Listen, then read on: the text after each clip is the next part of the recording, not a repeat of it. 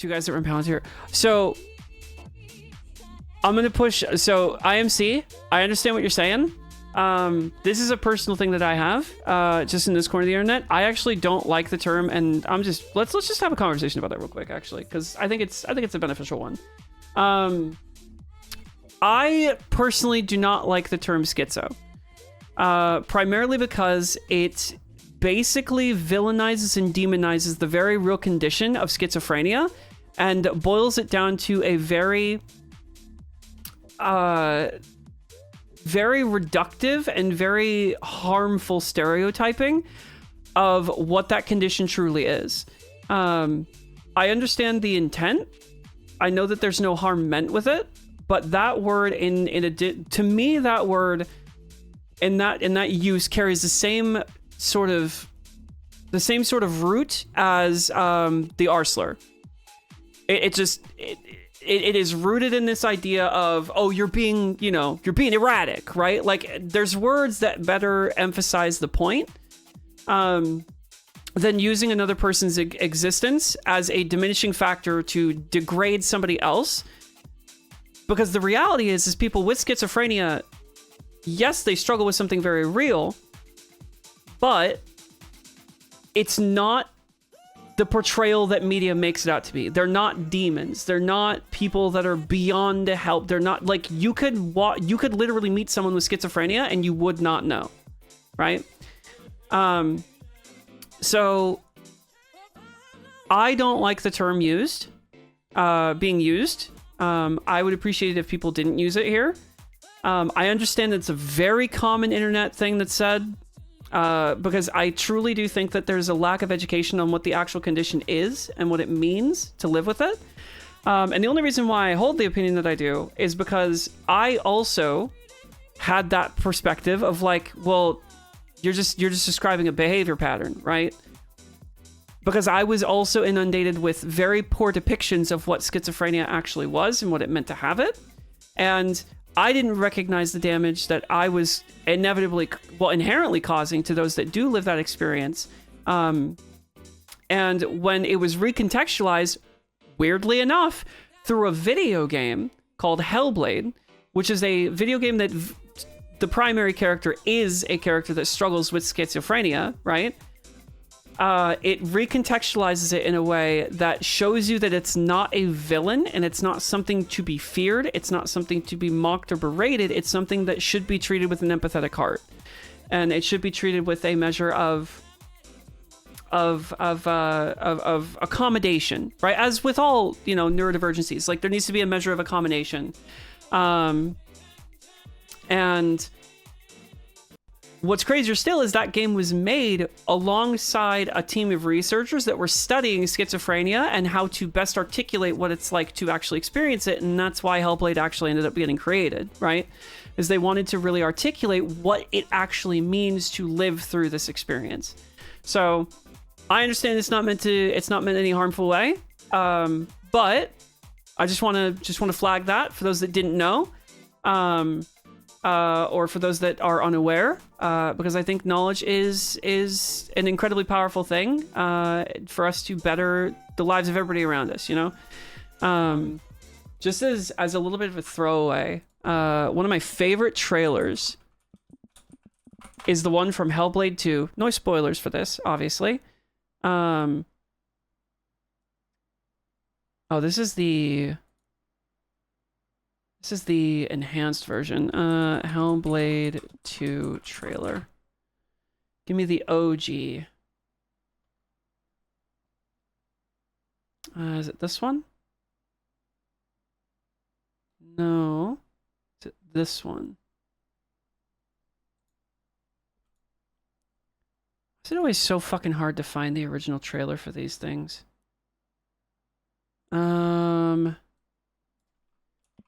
Cave trailer. This one might be it. Yeah, it's this one.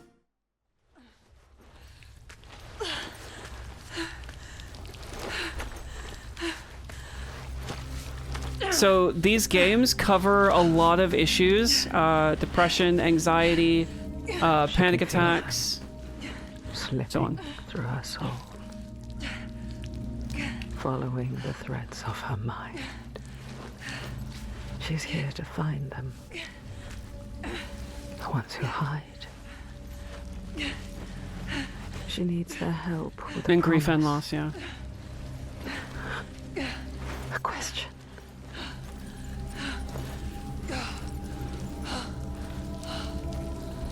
But it's never so simple, is it? Hey man, how you doing? Wisdom has a price. And there's always a part of you that changes. A part of you that darkens. And a part of you that dies. Over there, that pool. I can feel them. Feel them everywhere. The lost ones. They are watching us.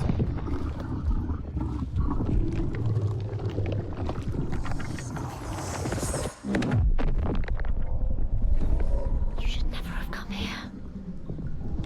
They can see us. What is going to happen? It's time to find out. How can we make it happen? It's time to find out. Why are they watching? It's time to find out. What are they waiting for? Senua, what are you waiting for? I'm here.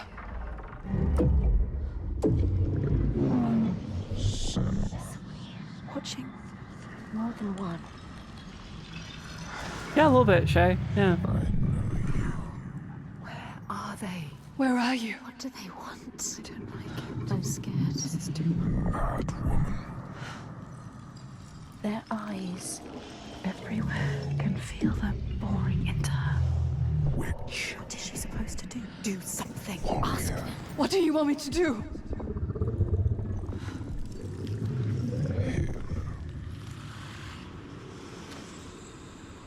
Lost soul who fought through hell to find us. You were lost. Not anymore. The pool. Are you ready for what you will find here? What we will find. What if it's all for nothing? What is that? There. They are waiting. There. It's them. It's you. What will they do to her? What will we do to us? Touch it.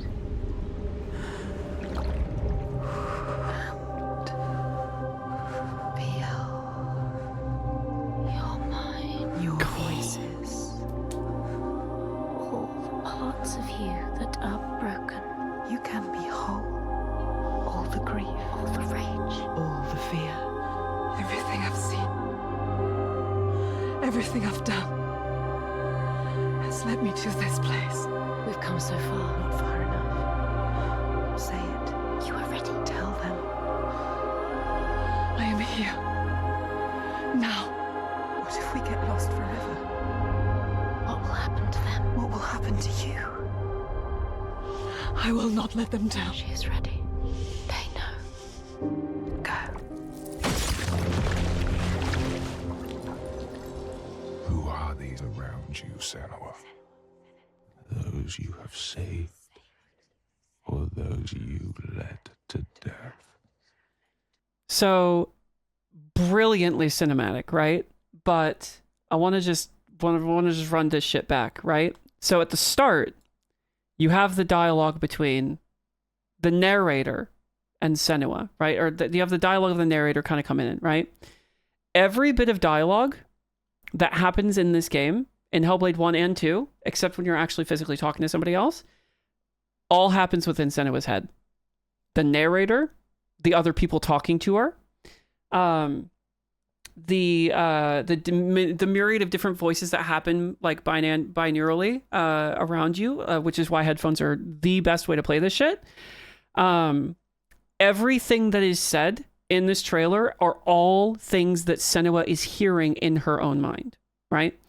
And what's really interesting is that in Hellblade 1 and 2, to a lesser degree in 2, but in Hellblade 1, you are put into her shoes, where you are experiencing her life, her existence, everything that she goes through, the trauma, the working through the trauma, all that shit, right? But the fascinating thing is, by the end of the game, you, the player, become one of the voices for Senua. Because every other voice that she has is telling her she can't do it. She's not enough. She's never going to be enough. That she's not going to ever achieve the things that she wants. But you, the player, are sitting there going, get up. Get up and go do the thing. You fucking got this shit. Get up and go do it. You can do it. And you will do it. And I'm going to help you do it. Right? And it is such a brilliant fucking articulation of just so many different aspects of what it means to be someone who is mentally ill. I say as a mentally ill person. That it is genuinely one of my favorite video games I have ever fucking played. My top 5 includes the entirety of Hellblade 1 and 2 as one cohesive package. It is phenomenal. I will say this though. Hellblade is one of the few games that I played that I actively had to step away from because it got way too fucking real. Like, it is a game that if you do not go into it with the mental fortitude of what it's trying to do and say, and what it's trying to articulate, it will break your spine emotionally. And you will have to step back from it. Like, you have to go into it with a measure of preparation. And it's very, very good. The gameplay is very much like, sort of like Dark Soulsy. There's like some dodge mechanics and stuff like that, and you can hit people with a sword. But it's largely about like overcoming that, like a personal trauma. And what it means to be different in a world that was not made for you. And one of my favorite lines in all of Hellblade 1 is a bit of dialogue that happens relatively early on between Senua's mother and her, where it's the simplest fucking thing, but all she says is, just because you are different does not mean you are wrong. You are just different, and that is okay. That's it. Just because you are born different doesn't mean that that different is bad or it is wrong. You're just different. It stuck with me. It broke me emotionally so many fucking times because of how absolutely absurdly relatable it is, from specifically the mental illness and struggling through very specific aspects of what it means to have mental illnesses in a world that wasn't meant for you, right? And I won't ever be able to fully relate to the schizophrenia angle that the game has, but I am a lot more empathetic to that existence because of this game. So bringing it back full circle, if you haven't played it, absolutely give it a shot. IMC, no, you didn't mean any harm by it, so we're all good. This is just a cool educational moment for everybody to be like, hey, man, we learn, we grow, we move, we pivot, we try to be the best people that we can be, right? Also, Goth Caleb, thank you for the follow. I appreciate it. It's incredible. It is truly fucking incredible. And now I want to replay it. It's one of those. See, here's the other part. And I remember when I played it the first time. I remember when I played it the first time. Also, Kodiak, thank you. I remember saying at the end of it, this is a game I never want to play again because I don't need to. And I still believe that. But I also think at the same time that because a lot of people maybe haven't experienced it, it might be a good idea just to revisit it. Because it is so fucking on point. It is so unbelievably on point. With just the reality of what it is to be. You also said that about Red Dead? I did say that about Red Dead, yeah. Are both Hellblade games on PSN? I don't know. I do know that they're on Game Pass. But if you do ever decide to play it, you absolutely need to play it with surround sound headphones. Okay. Also, Hellblade. Dude, Hellblade was one of those games that was kind of like E33. When it came out, the lead actress who plays Senua ended up getting an award for her performance for it. And it was a breakout game. Like, it was a game that came out and people were just like, holy fuck, this is some other crazy shit. Like, I think Hellblade like stands on the same ground that like Kojima's games do. All right, gang. Thank you, Denied. Here we go.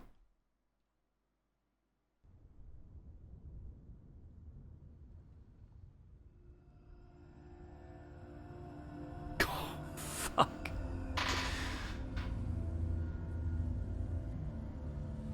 Hello. Who are you? Doesn't matter. Welcome.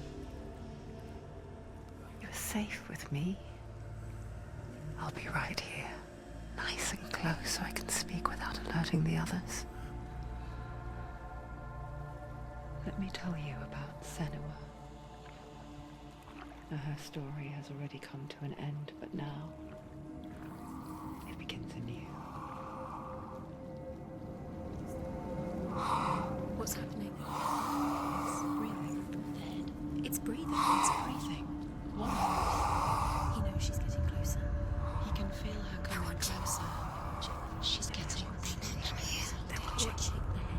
They're watching. They're watching. They're watching. This is a journey deep into darkness. There will be no more stories after this one. What is she doing? Why is she doing this? They're watching. Why doesn't she turn back? She's doing this for him. She wants to rescue him. He's already dead. You coming? Quiet. Oh, how rude of me. I never told you of the others. You hear them too, right? They've been around ever since the tragedy. Well, that's not quite true. Some are old, some are new, but they've changed. I think the darkness changed them, just like it changed her. Can you see them? Over there. Why isn't she looking? Why aren't you looking? Look, up ahead. You see it too? You promised you came here. Yes. It is real after all. God. She's finally arrived in the land of mist and fog. The place the Northmen call Hell. Turn back. Go back. Go back. It's not safe. Go back. Go back. Go back. It's not safe. It's them. They're here.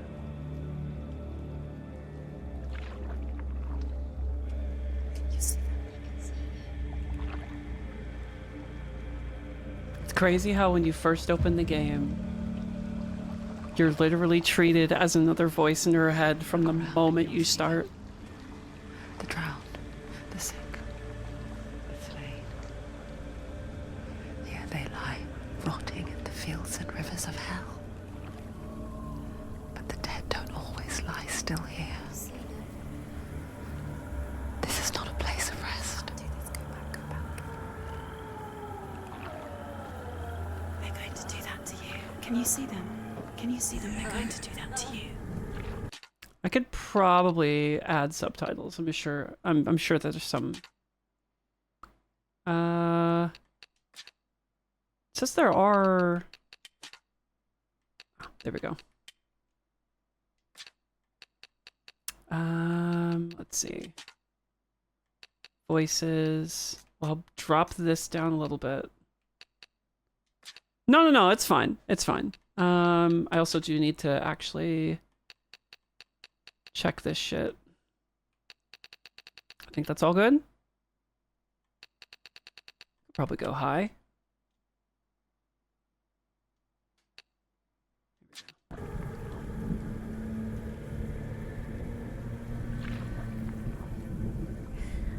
They're watching. Stop. Can you feel them watching? They're watching her.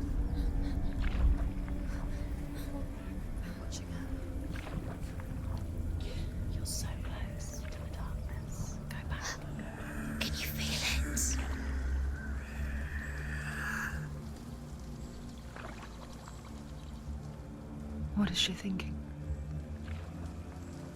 I can tell you. She's afraid. Wouldn't you be?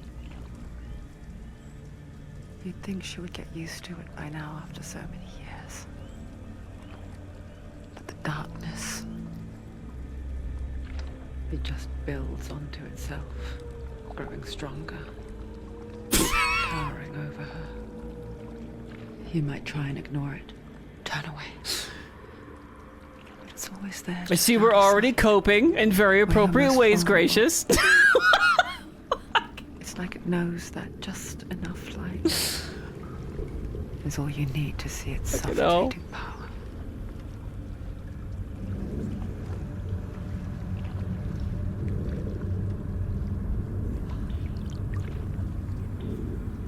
They can feel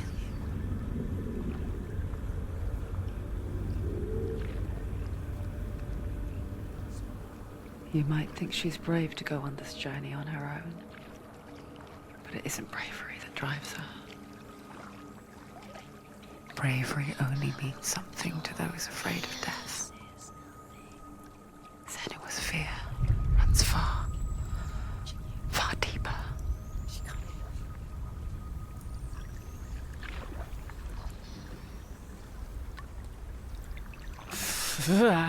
Okay.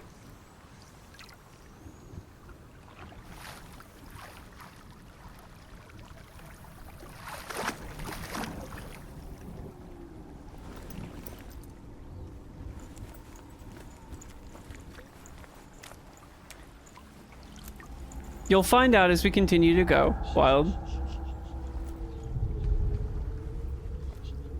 What is she looking at? What is she leaving behind?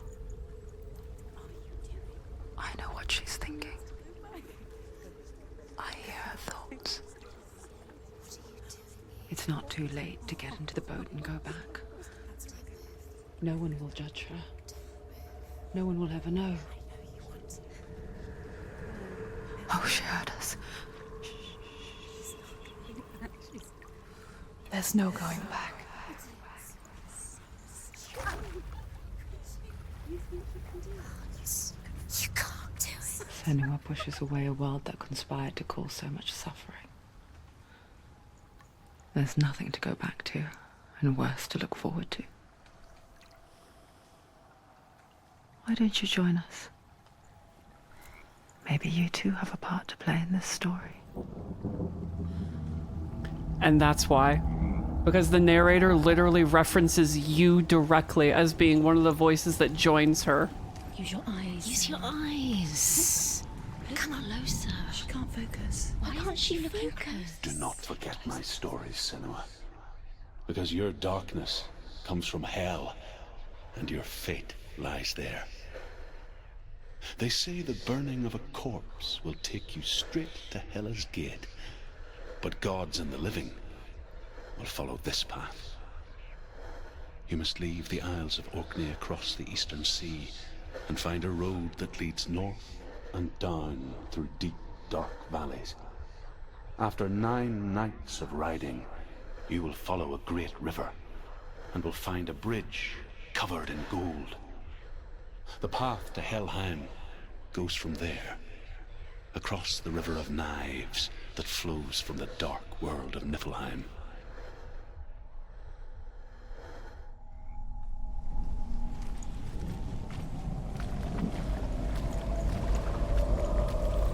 It's very much a game, but it is also very much an experience.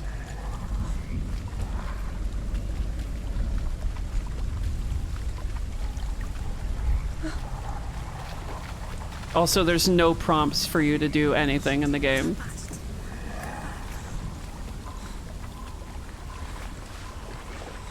coming.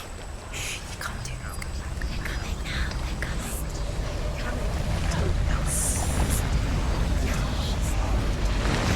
I want to see.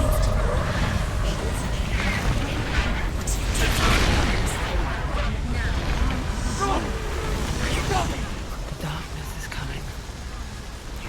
It yearns for life, hungers for it, like a pack of wolves on a hunt.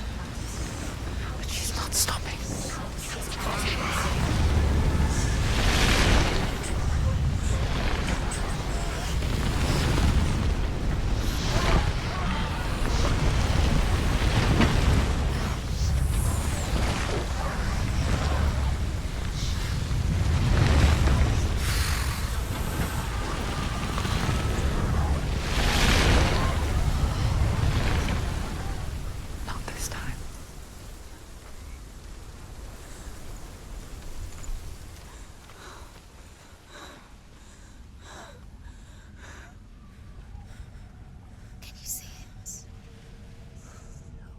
of mist and fog.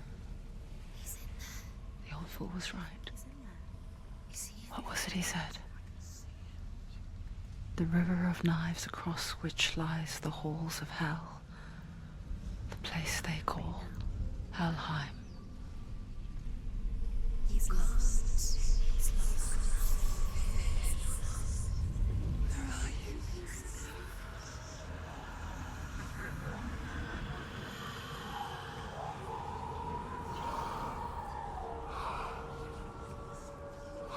Whoa, Jesus, fuck. I hear you.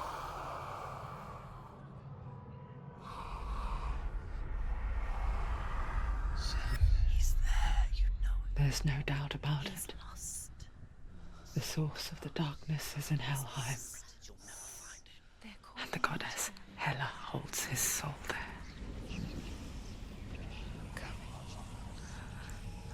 Her dear beloved, Dillian.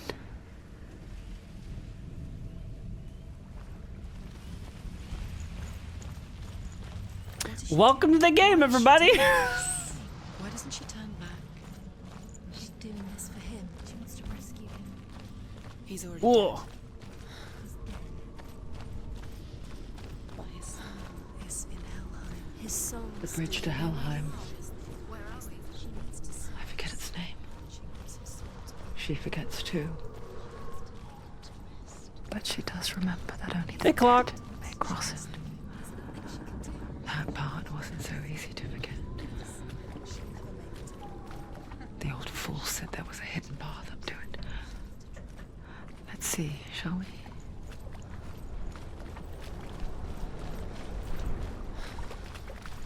From memory, there's a reason to explore outside of just little bits and bobs of stories. You can see patterns in the landscape itself.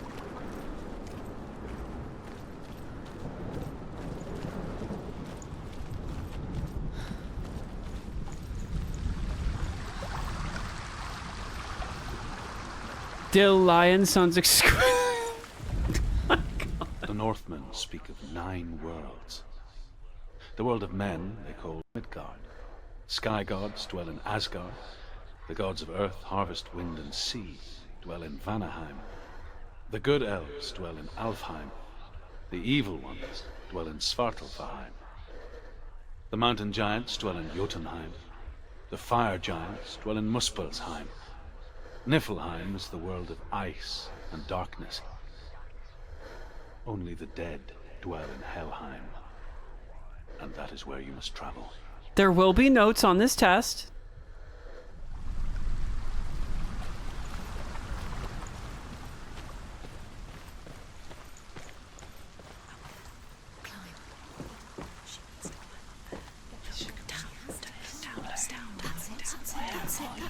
That's the way. Climb up there. Fuck me, I forgot how, like, oppressive the voices are. Keep going, whatever you do, don't stop. You can't. You're in danger. Oh my god. Just drop down. What's going down? What's down there? So brave. You're not safe. Stop! Why did she do that? She shouldn't have done it. She can't go back now. No, this is it. The hidden path.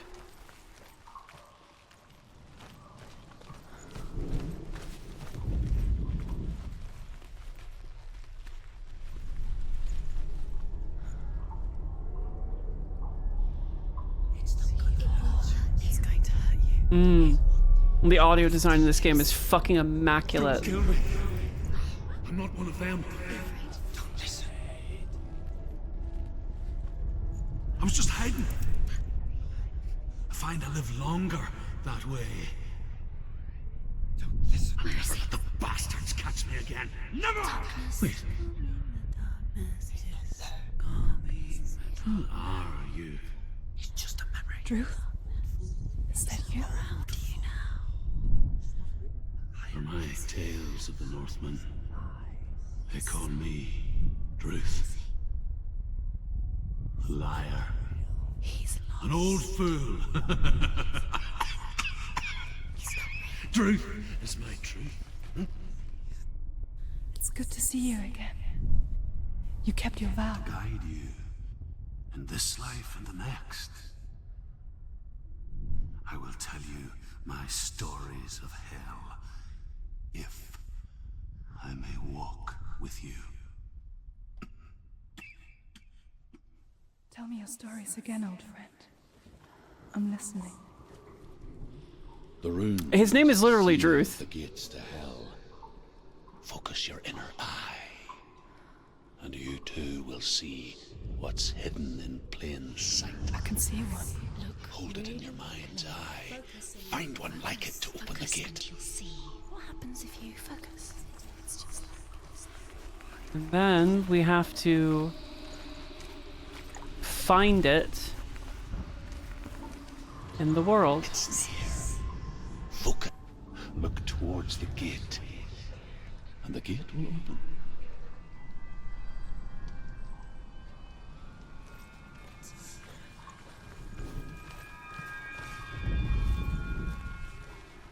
The gate is open. Go through the gate. go through it. It's dangerous. Follow it.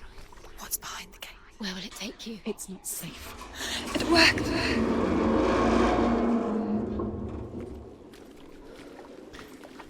I spent 6 years enslaved in hell, but I watched the Northmen, learnt their ways. I know you did. You listen? Oh, Everyone else Hellblade. laughed. My people paid a heavy price. Carry my stories with you, and together we will make the Northmen feel our fury. Ways of being unlocked, but her mind blocks her from going through. That's exactly what it is. She needs to find the pattern to get through the door. Joins us. Like, so that specifically is a thing that you see, and this is, I'm not a psychologist or anything like that, but that specifically is a thing, a manifestation of a symptom of OCD, which is in order to do a thing, you must meet some prerequisite in order for that thing to then be allowed to happen, right? Like going back and locking the door 6 times so that it actually locks, right? Because the first time you do it, it's not actually locked. So you need to do it 6 times in order for it to, which is incredibly fucking debilitating. That's exactly what this is kind of mirroring here, is this idea that the gate was always open. She could have just walked through, but she can't get through unless she finds the pattern that matches what is in the world, right? But when we go back, there is no symbol there. It's entirely a projection of her own mind and an arbitrary thing of her saying, I can't get through this unless this condition is met.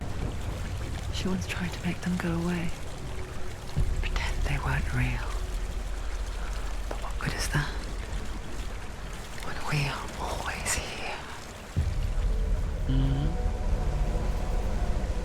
She tried to kill herself at some point, is the implication there.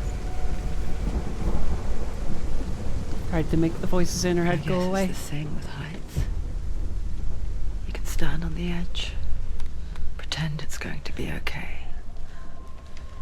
But you know that death is near, waiting for you to make that little slip. You can't just wish things away.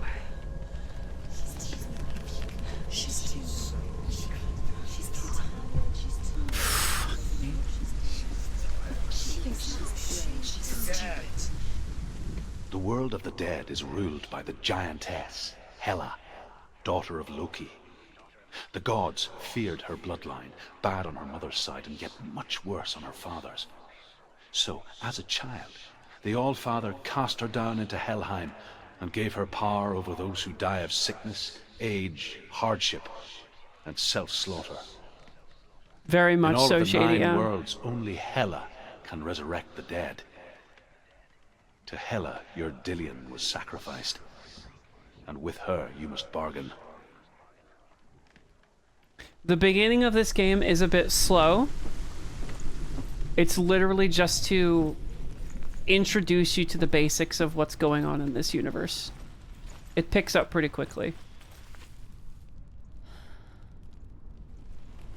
We just gotta understand what the fuck the shit is before in order to move on to the shit that is now.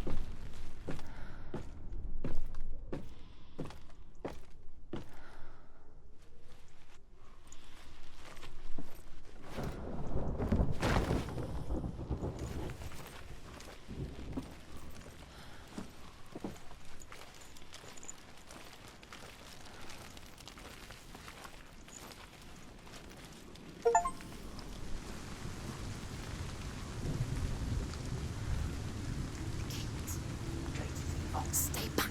Look at it. You have to open it. The gate to Helheim divides the living from the dead. Is that the face of Hela herself? The half-rotten goddess that rules over Helheim. Whatever horrors lie behind that door. And here's where we're introduced to the She must find most it. interesting mechanic of the entire game. Shh. Someone's here. Permadeath.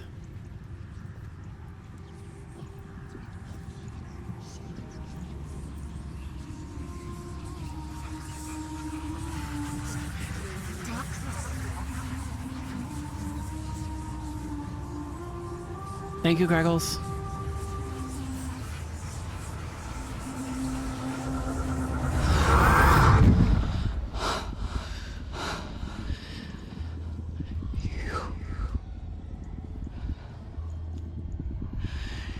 You took him from me.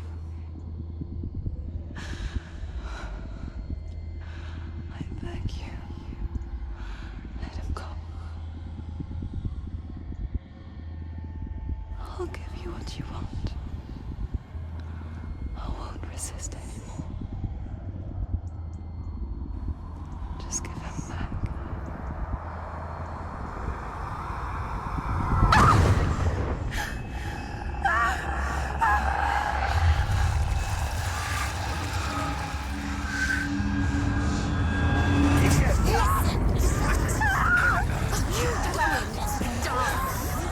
You're killing. You're going to die. Get up. Get. Darkness is coming. Continue its.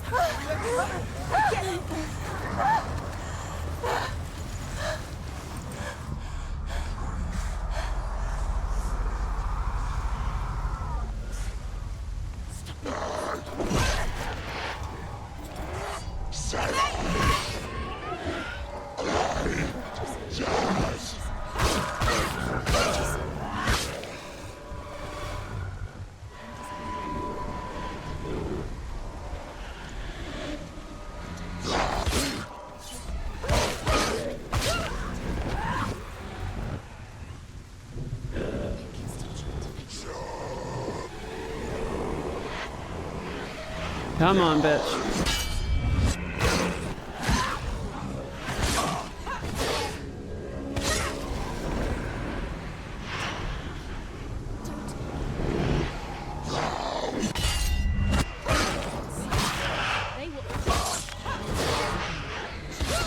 It's nearly over. Go! Fight again. Spill their blood.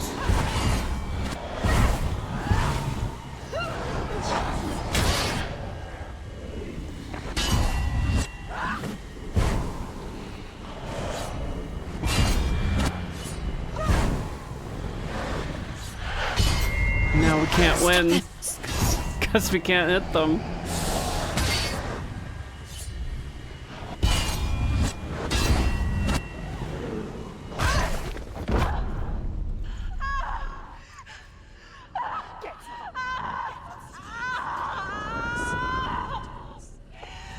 Very fair, Ash. Very fair. Don't give up. Don't. You did this.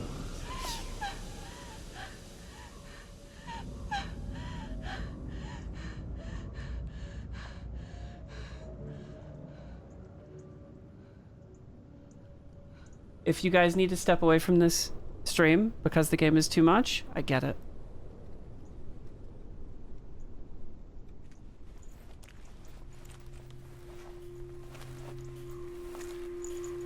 vision of what's to come. Poor Senua. The darkness does not bargain.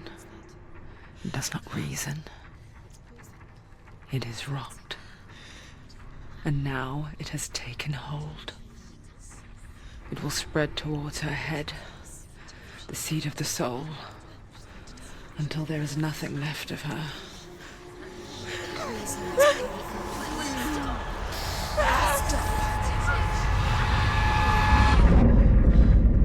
All of her suffering will have been for nothing. It's just a matter of time.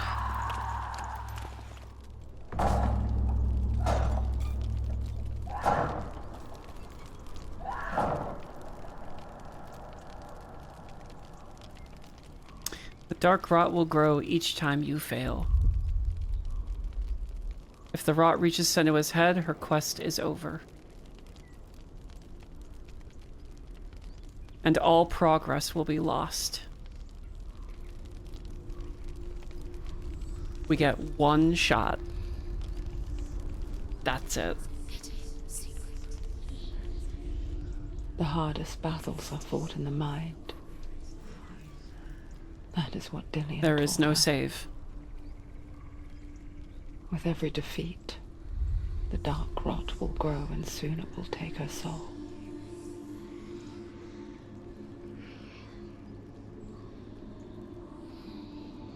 But for now, at least, she still has control of her mind. And she will fulfill her vow, whatever the cost.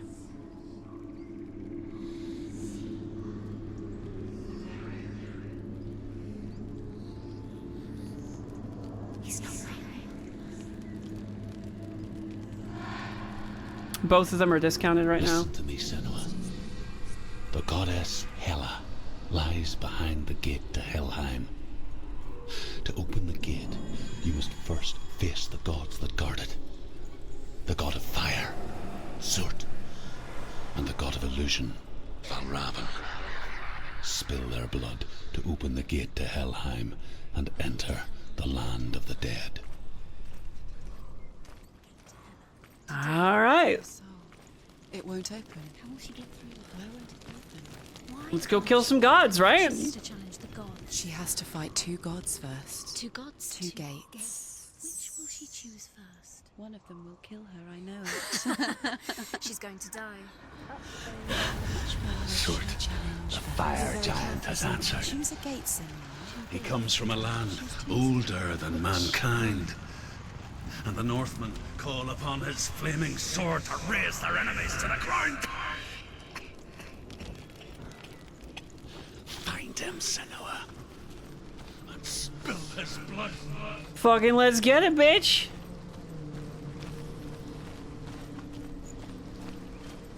She found the wretched old fool on her way back from the wilds. An outcast. He was badly burnt all over. She took pity on him, for he was not long for this world. Like her, who spoke of his own darkness. The Northmen.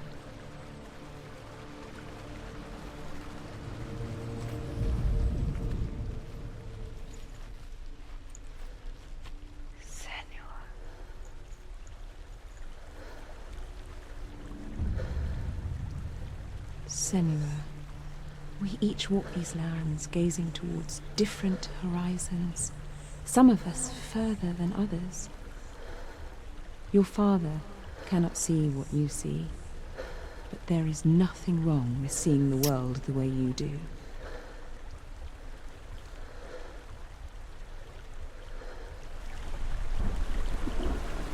Thanks, Mom.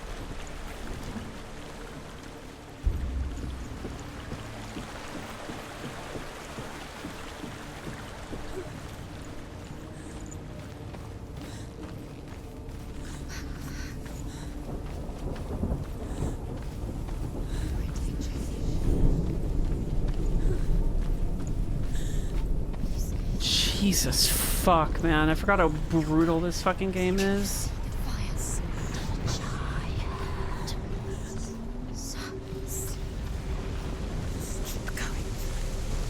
Focus.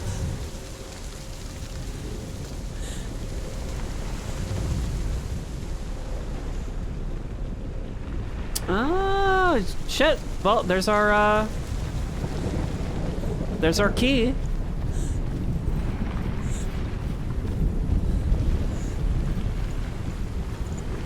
Alright, we got N and Y. Shit. Don't give up.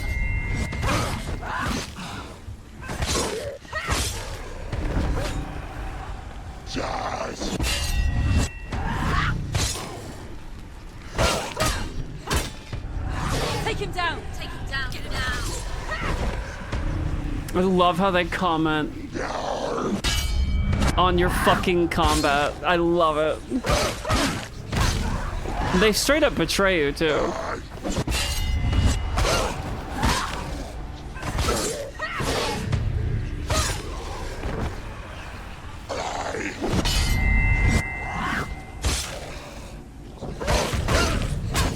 Get him, Senua! Fuck him up! You want it. Alright. Let's get this fucking door open, yeah? Hey, punk! I can still smell it. The sweet, sickly stench of burning human flesh. And I still hear their cries carried in the wind. Do you hear them too, Senua? Yes, I heard their screams, and I still hear them now.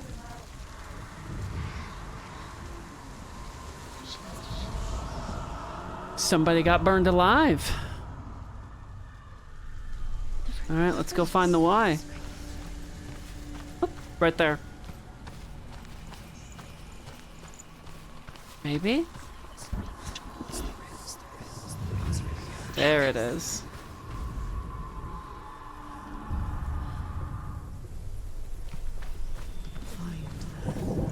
The path to Hellham is sealed to the living, but you already walk amongst the dead. Look towards the gate, and you will see that it has opened. No worries, punk. Take it easy. Catch you later, man. When they first came to my lands, I knew enough of their tongue to beg for mercy, and they took me as a slave. I wish now that they had slaughtered me like the others. I rode their storm of fire, death, and slavery to many lands. This darkness you speak of, I know it well. And I'm still here to fight it.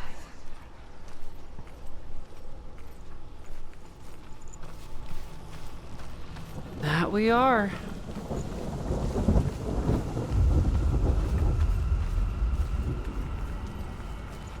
That we fucking are.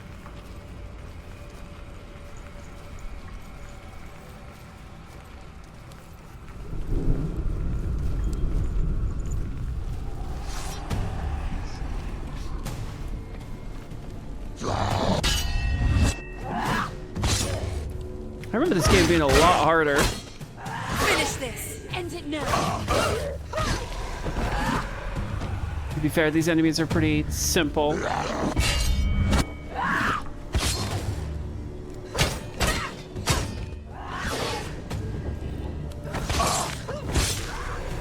Another one.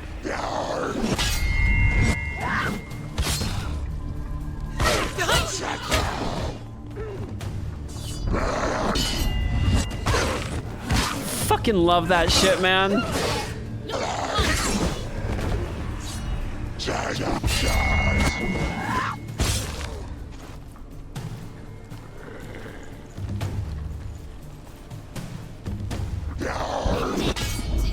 it now. He's finished. All right.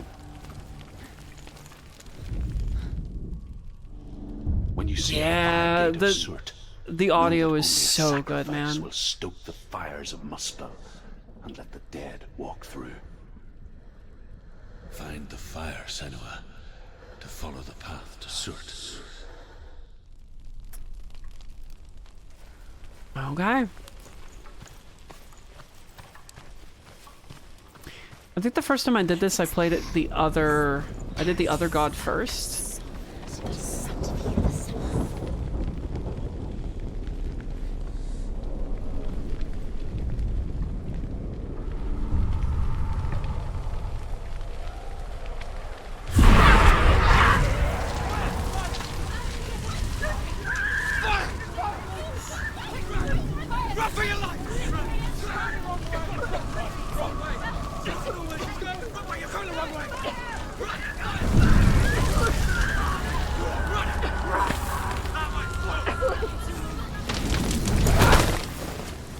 Hell will not give you the answers you want. But you mustn't look away from the horrors it does offer. Because you cannot overcome suffering if you refuse to look at it.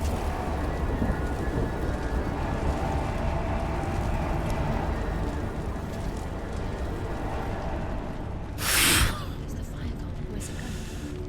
The fire's disappeared. The fire. Cert. Cert is through there. For you. He's waiting for her. You can't get through. How will she get through? She'll need to find another way. Truth. Cert. Follow the fire. Right? There's always another way. There's always a way. Find your own way. You just have to find it. He's waiting for you. It was never going to be that easy. He's waiting. Cert is waiting for you. Find The Northmen tell this story. Before the earth was created, there was a world called Muspel. Because it was in the south, it was bright and hot, flaming, burning. Sparks that flew out from Muspel became the stars. Other sparks melted ice in the frozen world of Niflheim, creating the body of the first giant, Ymir. She could have just chopped him up a little bit, but you know. Is one of the 9 worlds, and is now the land of the fire giants. And people from elsewhere cannot endure a journey there.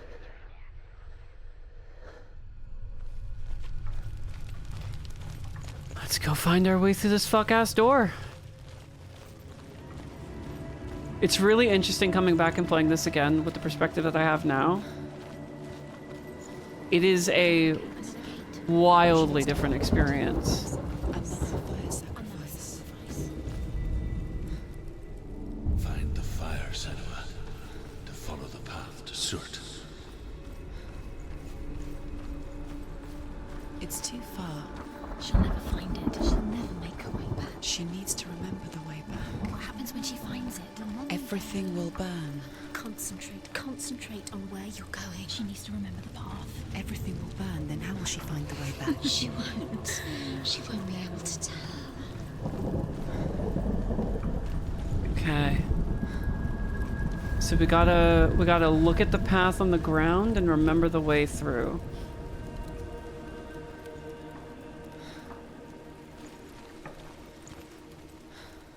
I think it's this way. I think it's this way. The Northmen say that the defender of Muspel is called Surt, the foremost of the fire giants. His name means the Black One, because he is like something burnt. The Northmen believe that he sits at the border of Muspel with his flaming sword, and at the end of the world he will leave his post. He will travel to Asgard and Midgard, waging war against all the gods. He will be victorious, and then burn the whole world with fire.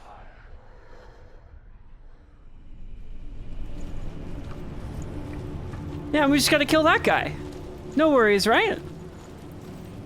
We can do that, no problem. Surely.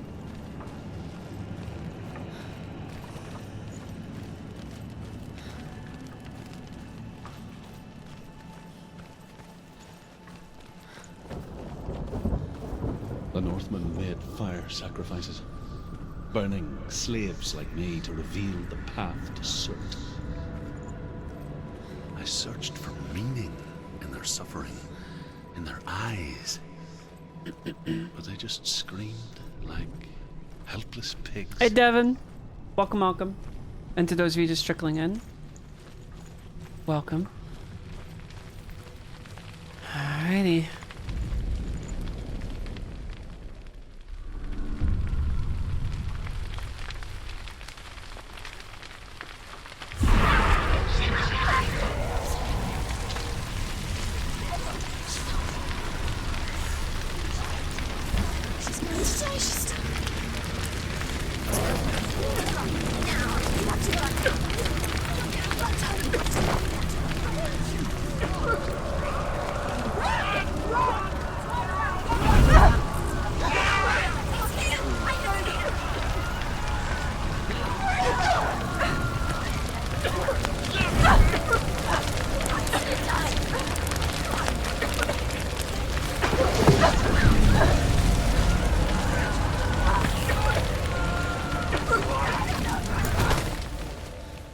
Do your gods answer your prayers, Senua?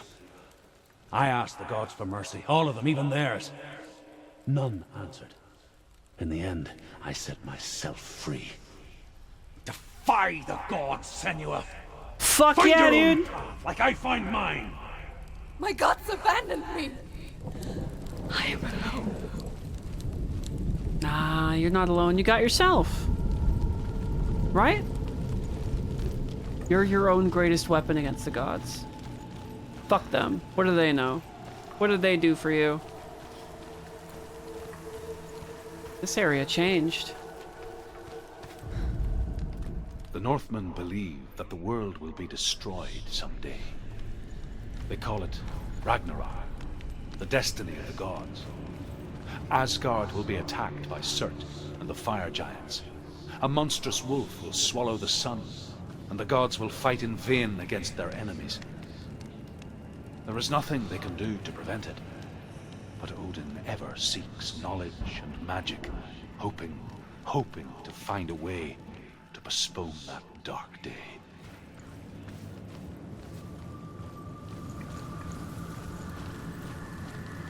All right.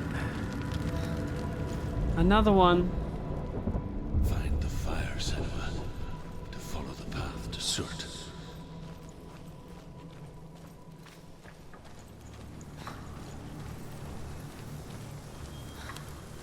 What do we got in here?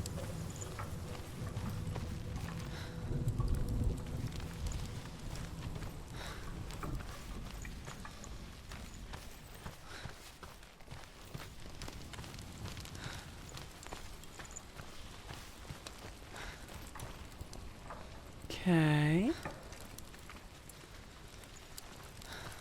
See what the fuck is upstairs?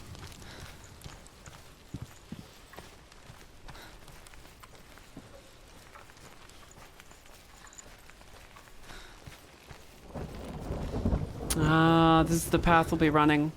Got it. Okay. Find the statue then. Where are you? Oh no. Okay. Opening a different door. Alright, we got infinity and R. The Northmen of Hell worship the Devourers, insatiable gods of darkness. I come from Erin, Senua, where I once followed my own gods, the Tuatha De Danann. Why did you abandon your gods? Senua, I was a man of knowledge, a warrior. To survive, I did things. Bad things. Like you, Senua. The man I once was has died. And when that happens, even gods you worship can die with you.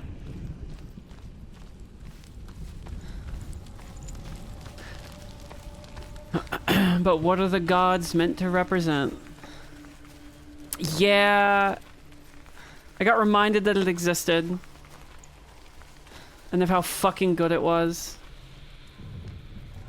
And quite a few people in the community haven't seen it before, so I thought, fuck it, why not?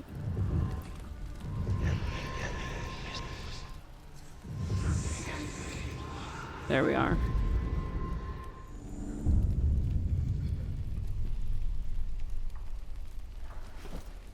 So figured we'd run it back. Do it again.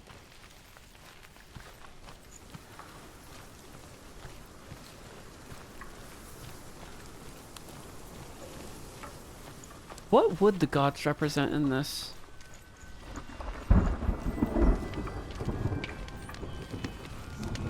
suppose they would represent the idea of normalcy and what you should be, what you're supposed to be, what society expects you to be. Because you're a perversion of what the gods wanted, right?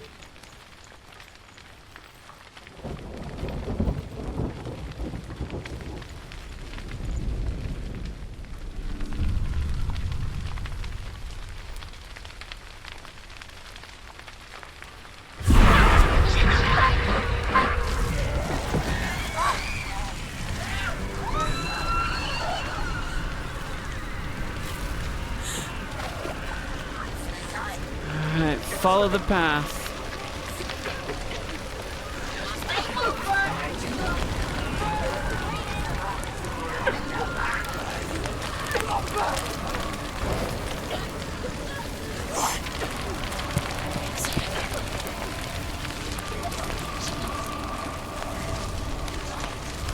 She's going to die. She's still.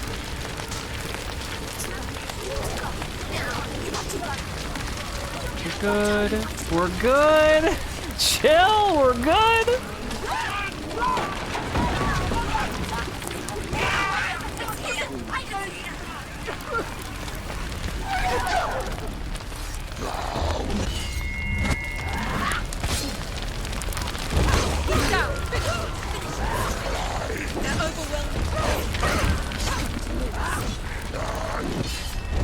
Come on.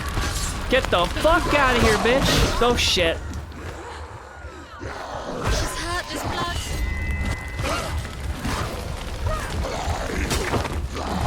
Oh fuck me, Dad. Quickly get up. Come on. Come on. Come on, Senua, get up!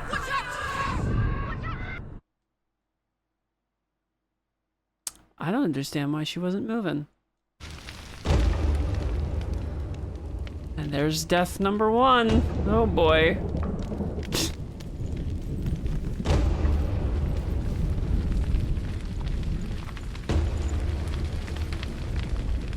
Oh, brother.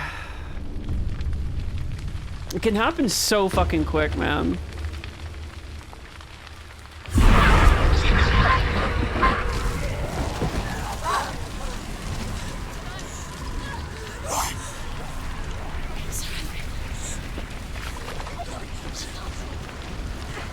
I mean, I do. She's going to die. She's still. Getting punished for this is way too. I remember. Hey! I meant the parrying shit, alright?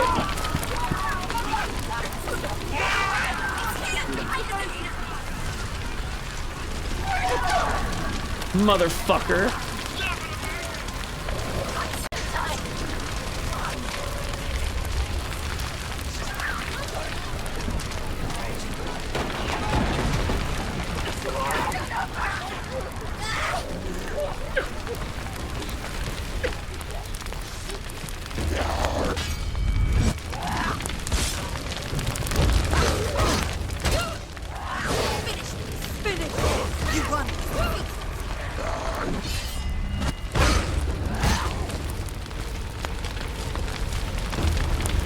I'm just gonna call and response this shit. Oh fuck. Call and response it.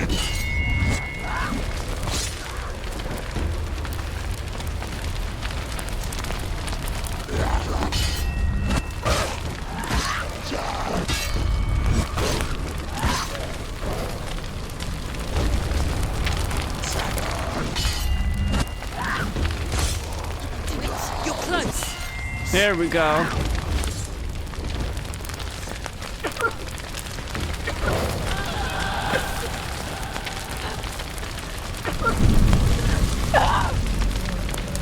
Come on, come on, come on, come on.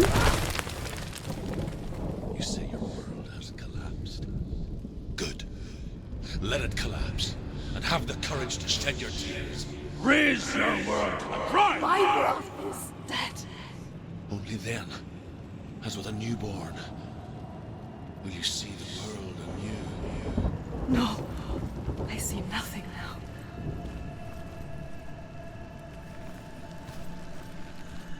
Right.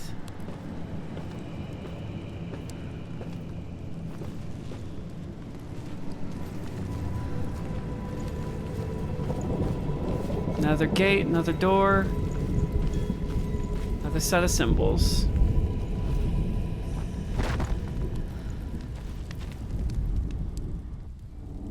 Alright, we got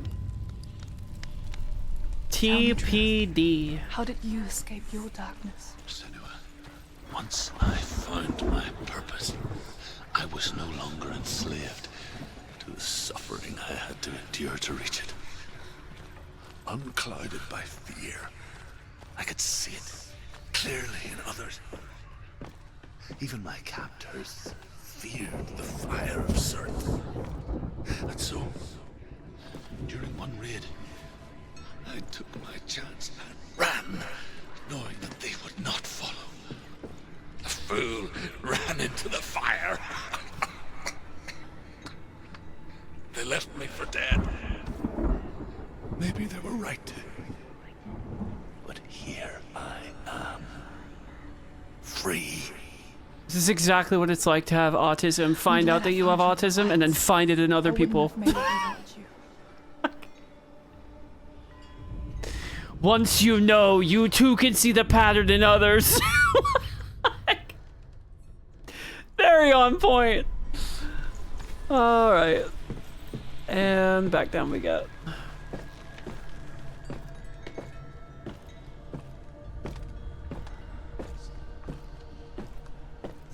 Diagnosis history, yeah.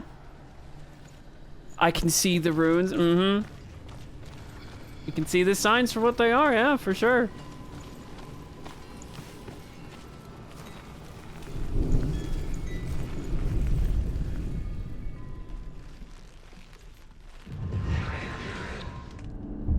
Alright, we got P. Now we gotta go get T.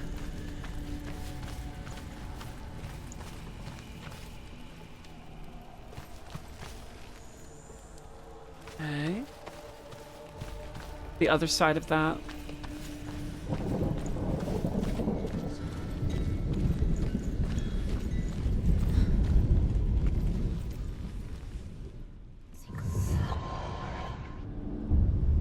There we go.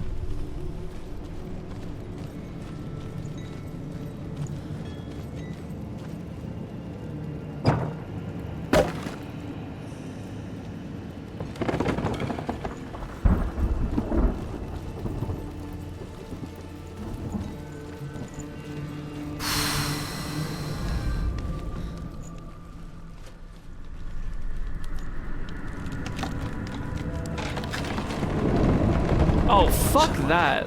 If I can survive the fire of Surt and escape my darkness, then so can you.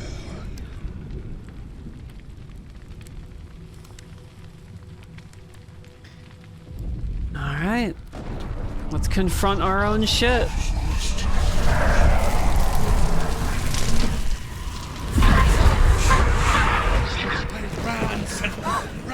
Run through the fire. Keep running. Go on. Nothing will stop. Run, Senua. Run. Through the fire. Head down and charge like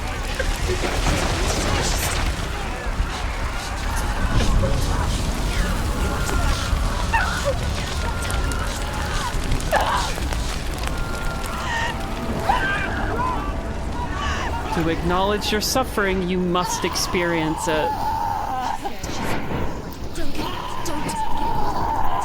She's dying. To work through the trauma, you need to feel it.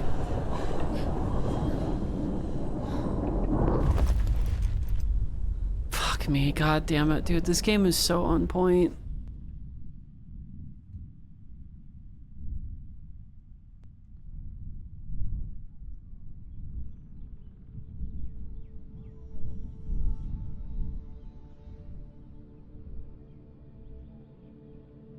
I'm sorry. I'm so sorry.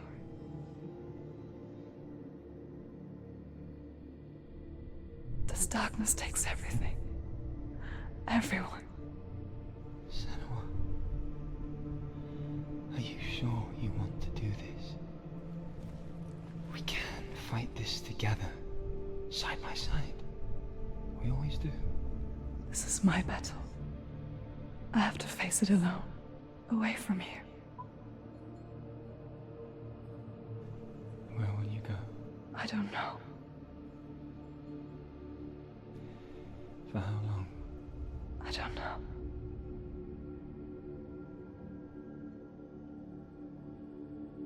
I think the super interesting thing I believe in you.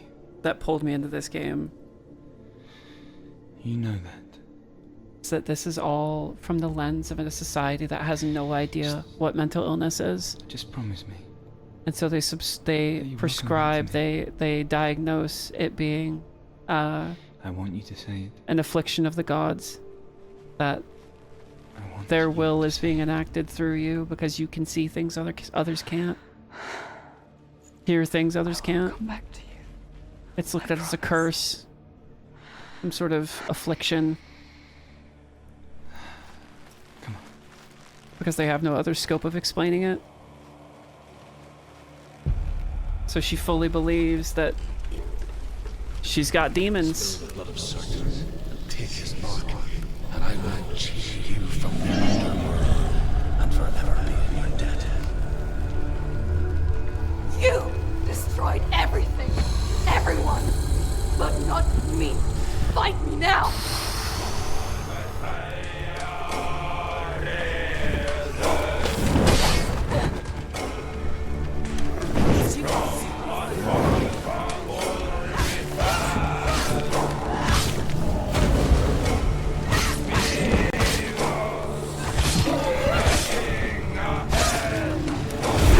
They're winning. He's getting stronger. Quickly, you must stop him. You must stop him. Circe is getting stronger. Stop him. Stop him. Can't do it.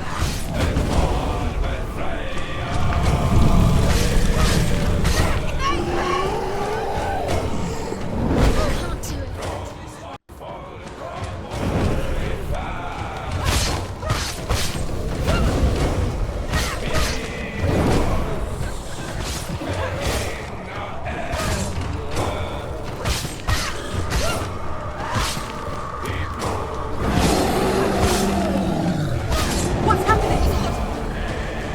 Focus now. Focus. Focus now.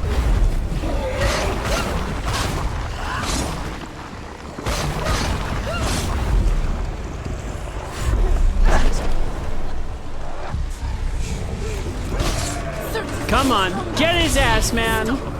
must stop.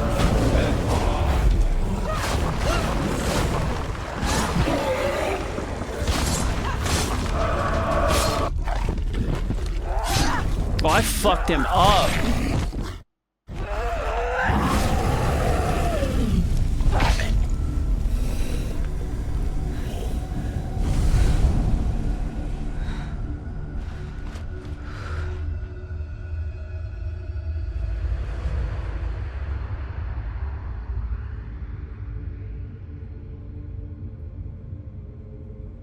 And there's one god down. For every battle won, a greater battle takes its place.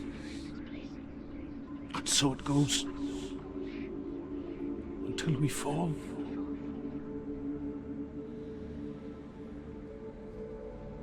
And in the end,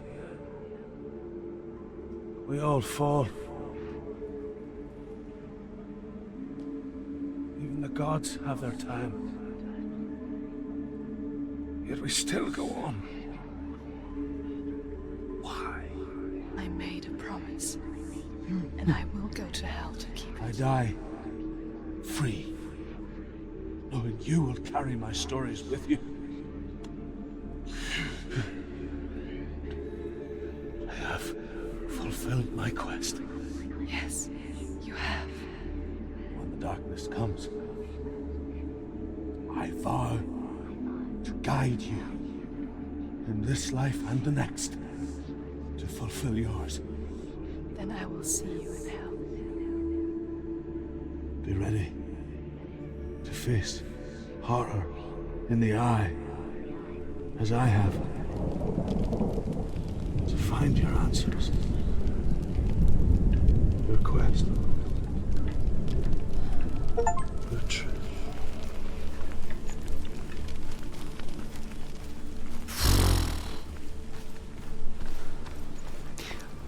Again, one of my favorite parts of this Truth was a game. troubled man. A scholar turned slave. Never mind. They tortured him. Took him with them on their raids. Drove him to madness. Spreading this new form of darkness to new worlds. To my world.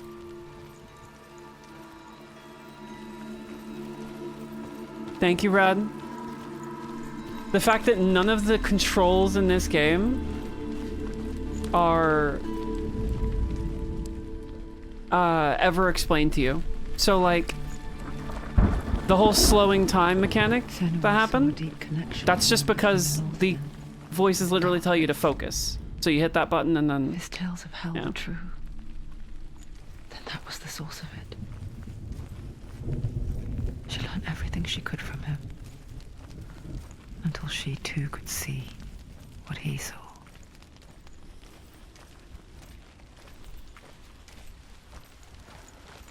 It's very fucking cool.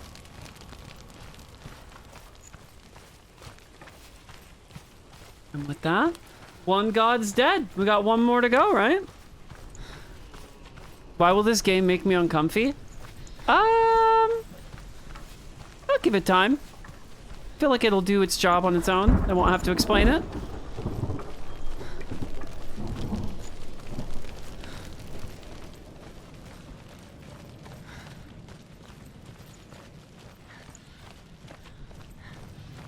I do really love how they articulate it. Have you ever died before? It's a serious question. When the illusion of self is shattered, you simply cease to be. Though it may not seem that way to others, you know when it is true. You can feel it. A stranger in your own body. An imposter. And nothing is the same ever again. Senua has died before. And she will do so again. You can be sure of that. I mean, we all have, to a degree, right?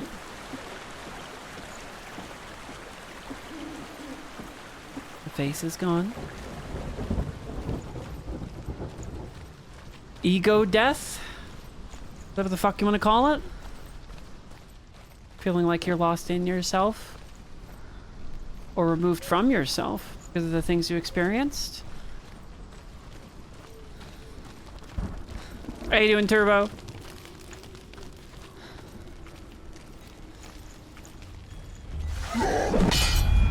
Fuck you, asshole!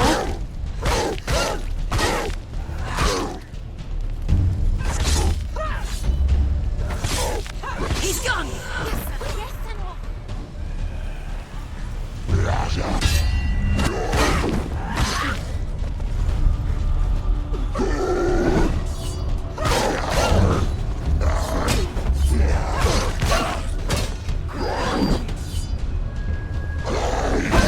Shit.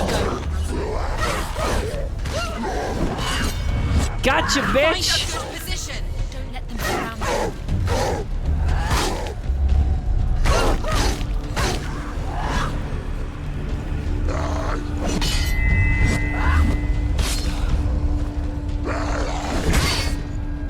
Fuck me.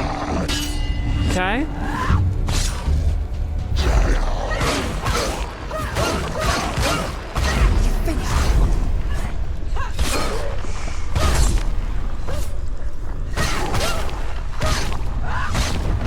Oh, we got shield bearers now. Fuck.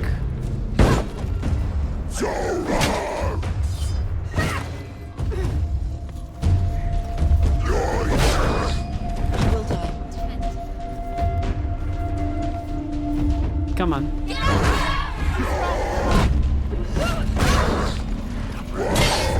Well, fuck. Come on. The gate There we won't go. open. She can't get through. She Why needs to go not? through the gate. She can't. Why? She's only done one test. Just We gotta do the She's other only one. passed one test. what's the other test? What's the other Is there another one? There must be. The gate won't open. Ruth said Valravan. Valravan, ancestor of the seers and master of ravens. He hunts his prey with his powers of illusion and feasts on their remains.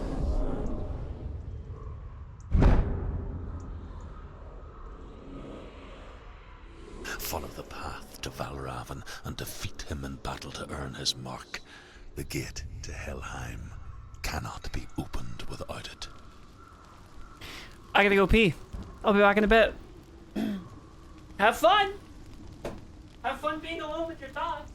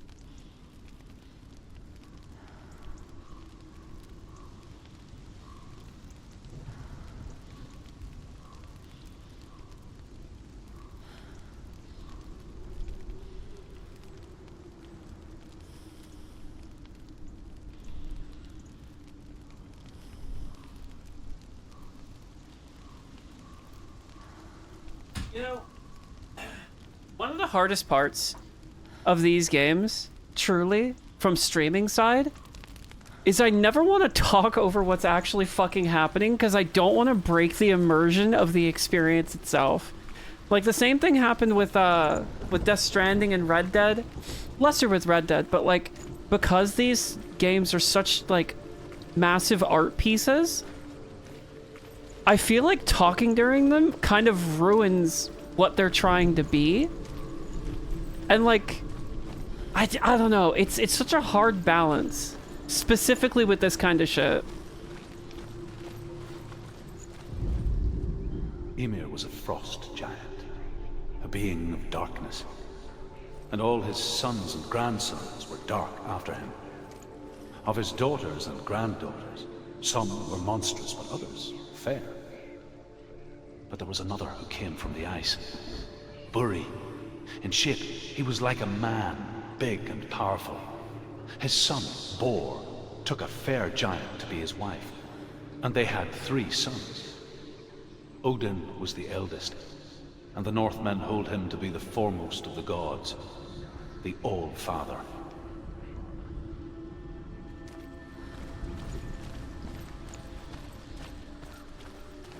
All right. I love the little hopping that she does when you're running from the, like,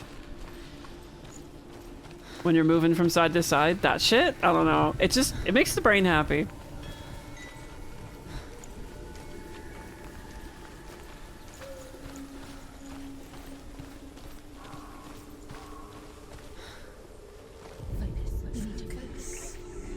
Illusion hides the path to Valravan. Don't trust your eyes. Find another way to see the truth.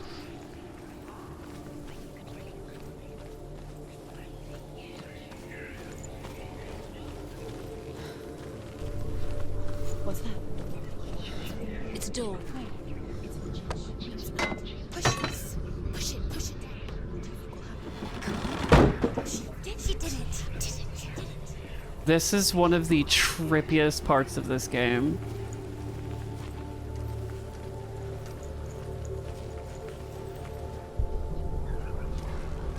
I don't know how the hell they did this,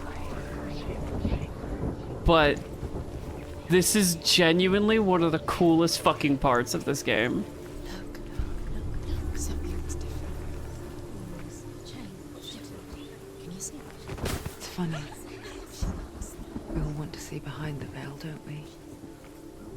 But once we do, we mostly just close our eyes again and pretend what we saw was never really there.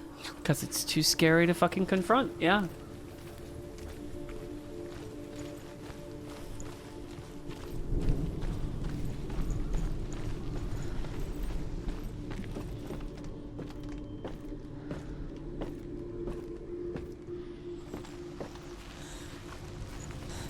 Senua never could close her eyes, however hard she tried. Begged. Because when you're mentally ill, that shit follows you wherever the fuck you go. There's no way to turn it off. You can't just stop being depressed. You can't just not have ADHD.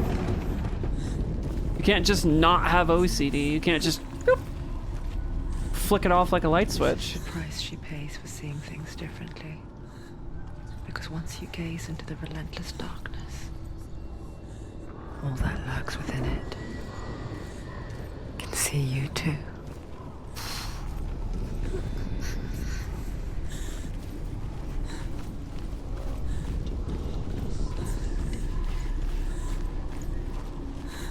You're in danger. Listen, it's too loud.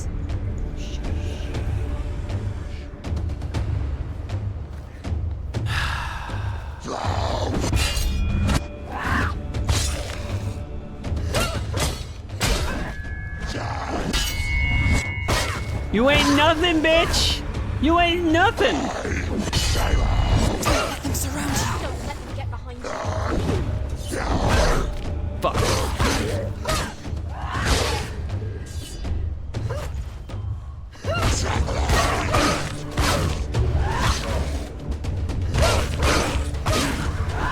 End it.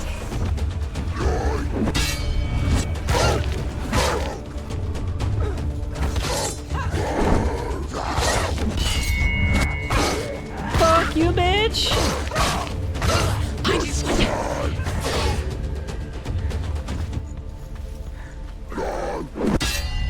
it. Gotcha. End it now. This is nearly.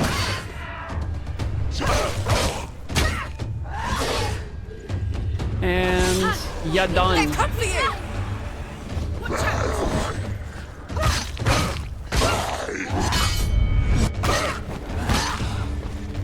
Behind you. Fuck. He finished it. Find yourself.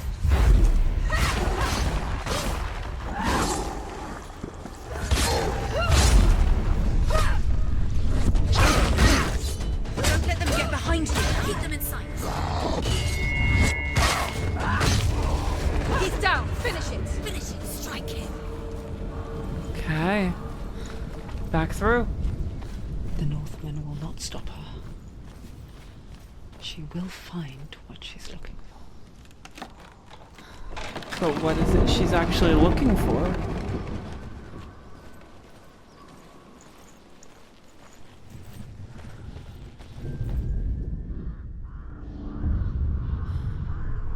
Valravan's power of illusion comes from ravens.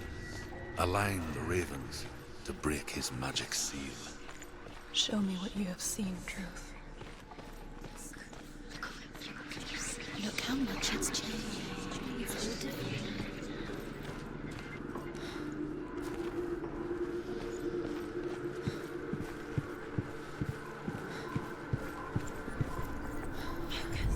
There we go.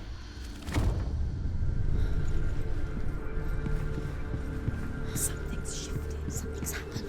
Something's shifted. Can you feel it?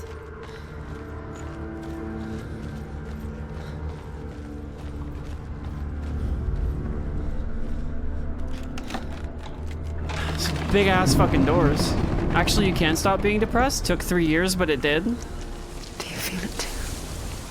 It's like crossing into another world that looks the same but feels different. You can go through depressive episodes. Like, you can get depression and come out of depression, but like with chronic stuff like that, He's watching. no. I got that chronic depression. That shit fucking sucks. Sometimes I'm good. Sometimes I'm really not good. Another gate. Inherent nature of it being chronic. You know what to do. Stay back. You have to open it. It's not safe. Don't listen To break the seal, align the ravens with the mark of Valravan. We gotta get up there. What does it mean? Which ravens? Can't you see them, Shadows? Look round. Try to find. Line up the ravens. Shh. God damn it, man. This shit's so cool. I hear something. If you hear the soul of Valravan, follow it, and it will lead you to him. But be aware of his illusions. Trust your eyes.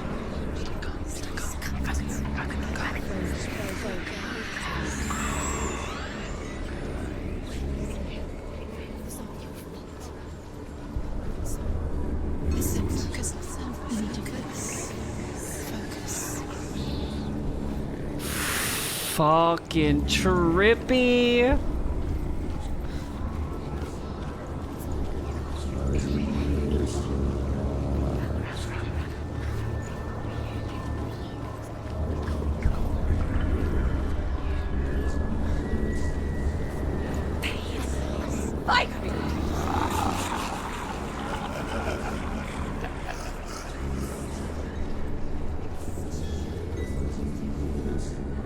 Is she lost? Wouldn't be the first time. Last winter, before the tragedy, she journeyed into the wilds of her native land, living off berries, roots, and rabbits. It's not uncommon, you see. We call such a person a Gelt. Some, like Truth, become Gelt in search of penance. Others, like Senua, to purge a curse. Those who make it back are forever changed. Valravan tricking her. Valravan. How can she get up? Bait. It's him. Dark magic draws her closer. Valravan's magic. It's not him. He's helping. It's not him. It's a trick. She's doing it on her own. He's not tricking her. It's magic. It's an illusion. Could be both.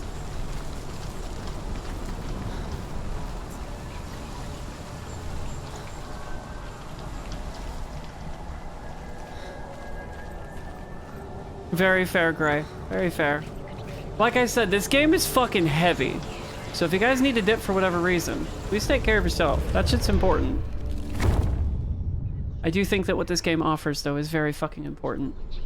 And should be seen.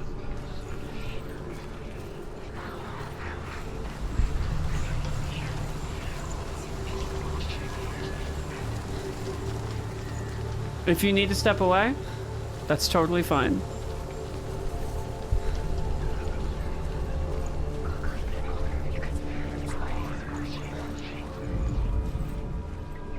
Alright. One more door, one more trial.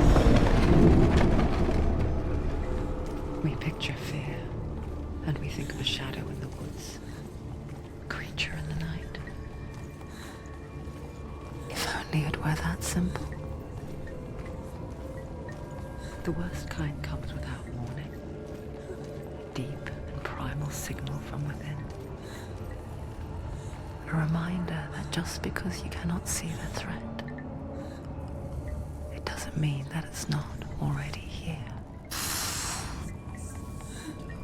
She can't get in. She can't go in there. Behind there? Valravan, he's there. She can't go in. Has to find another route. Truth says there's always another route. Find a way, Senua. Go round, Senua. Find your own path. There's a different way.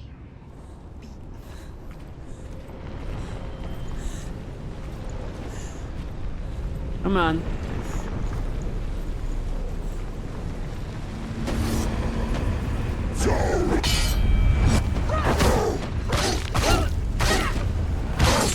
Behind you! Fuck. me dead.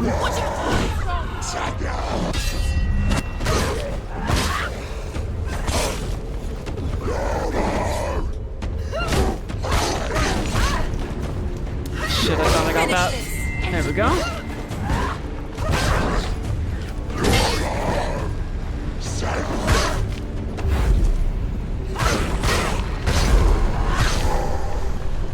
Come on.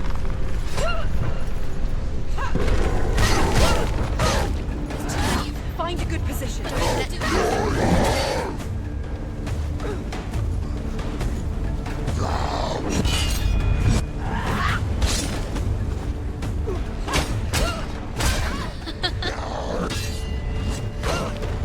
Them mocking you when you fucking get hit is so fucked.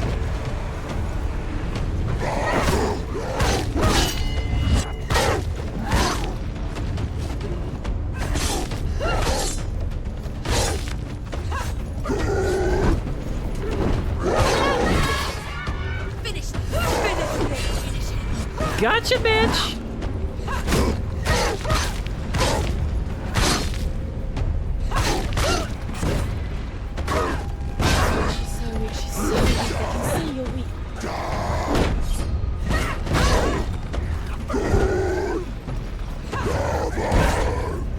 Oh fuck.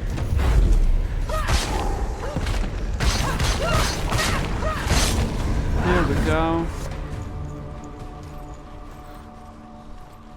Sheesh.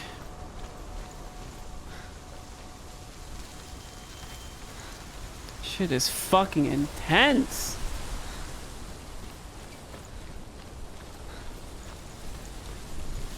Alright, what do you gotta say, Druth? The Northmen say that Odin and his brothers killed Ymir, and that the world of men was formed from his corpse.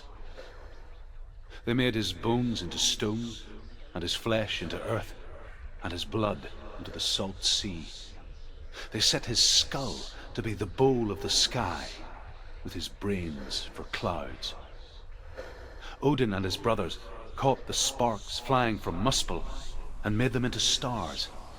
And to protect the new world from the giants, they used Ymir's great curving eyebrows as walls.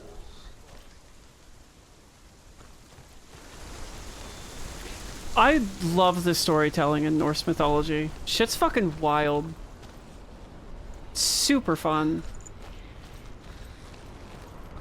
Giant wall made of some dude's fucking eyebrows. It's so silly, but it's so cool. Do you know what it's like to leave everything behind? Uh-huh. Your home, loved ones. Sure do. To head deep into the wilds, perhaps never to return. Senua does. Because when darkness speaks, it changes everything. Turning home into a foreign land and loved ones into strangers. Exile makes sense when you realize that you were never really home in the first place. Fuck me, man. How poignant could that fucking get? When the world wasn't meant for you. Makes sense that you'd be exiled, right? Makes sense that you would walk away and isolate yourself.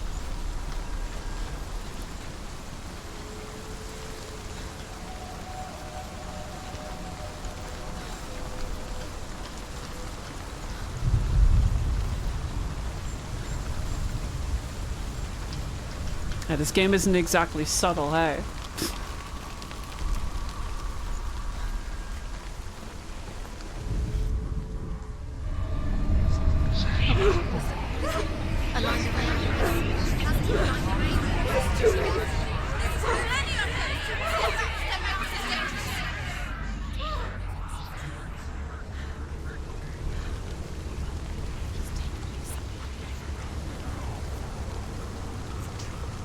The song.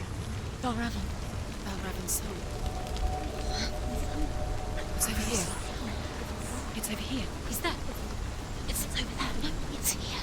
There's two. Listen. Listen, focus. Listen. It's magic. It's magic. It's an illusion.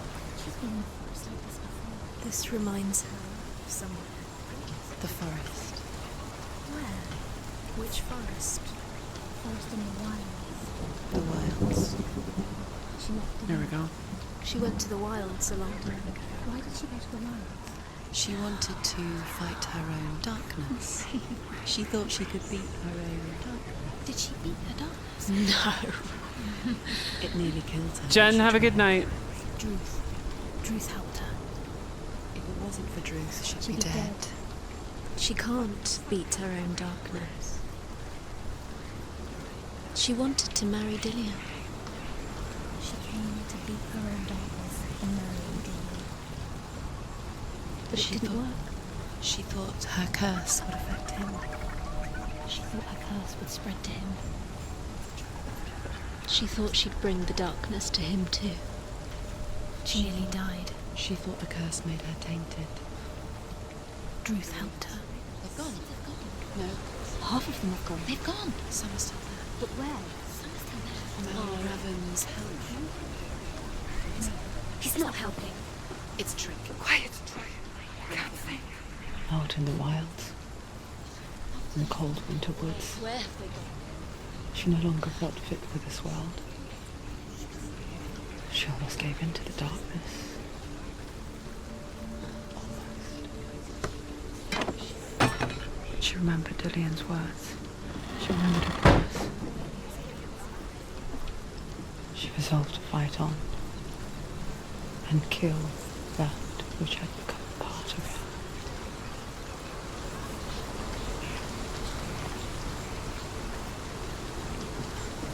I love the use of the gateways that change the environment so fucking much. Open it. She has to. Not from this side. It's so fucking cool.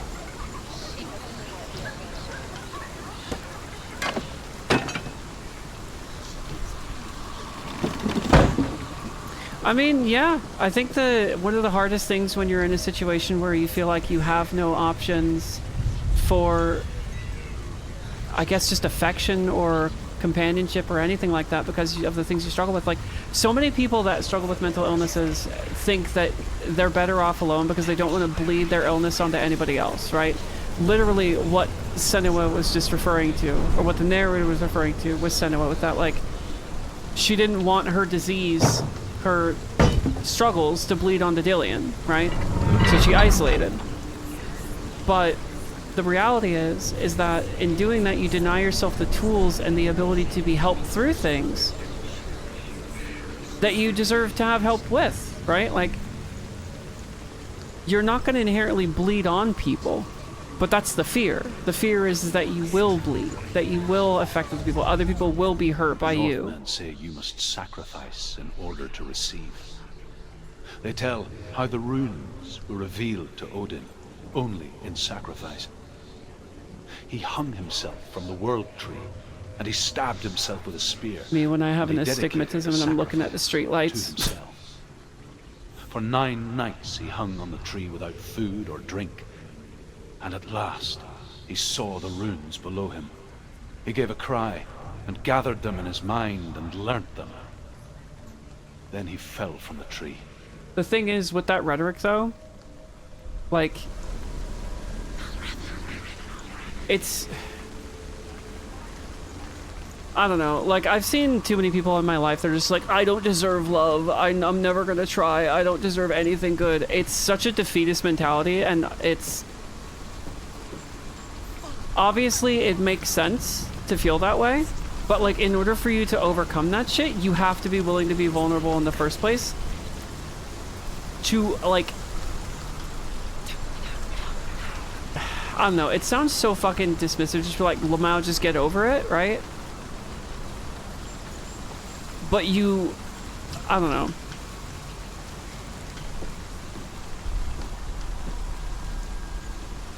You end up in a cycle of self-fulfillment by basically just being like, no, I don't deserve to have these good things. I don't deserve to have relationships. I don't deserve to have X, Y, Z. I think I need to go back through. It's also true, but you have to pull yourself out of it. Mm-hmm. No. It's a positive feedback loop for sure. Yeah. Like, that comes with therapy, though. Like, being able to actually open yourself up to that vulnerability, that comes with therapy. It comes with time and exposure. But the whole, like, it's very, like, black-pilled, poor, pitiful me, nothing will ever change. And you're right, nothing will ever change unless you're willing to actually be vulnerable and approach the thing from the perspective of, like, maybe I do deserve better, right? Maybe this thing isn't something that's going to completely fucking control me. The ravens. They were gone. No. There's three. There's three. Where? And now we have a way through. She did it, but what does it mean? Looking back, I was so naive to think she could banish it on her own. The further she saw into the darkness, the more she struggled to see anything at all. And the gloom, the smallest hints of shape, sound, or thought, grow in strength until they consumed her whole. Before she knew it, the darkness had her in its claws. I was saying in my Discord earlier, that's kind of fucked up because of combat depression. You do have to choose to be happy, and it sounds like a dismissive, but it's also like the only way out. Well, it's not that you have to choose to be happy. You just need to be able to recognize that, like, this is something that you struggle with. It's not something that is all-encompassing and will contain you or control you, but it is a part of your existence that you need to recognize and choose to actively not let it, like, in the acceptance of the thing, you then gain agency over the thing, right? Like, I struggle with chronic depression. When I have those episodes, I can't control that I feel that way. But I can choose to acknowledge that I'm feeling this thing, and that's okay. And I'm gonna just ride it. I'm just gonna ride it out. It does come down to a self-worth thing as well. Like, I don't want this to sound like it's being, like, we're being reductive of the experiences, because it's not the intention. But, like, the defeatist mentality makes a lot of sense. Like, and I feel like everybody who's struggled with a chronic issue like this has absolutely felt that at some point or another. But I love how the dialogue here is that, like, yeah, you can feel that, but the only way to get out of that is to actually allow people the opportunity to help you. Because you will not be able to do it on your own. You're gonna need people to pick you up. Everybody does. Regardless of mental illness or otherwise. Like, everybody needs help.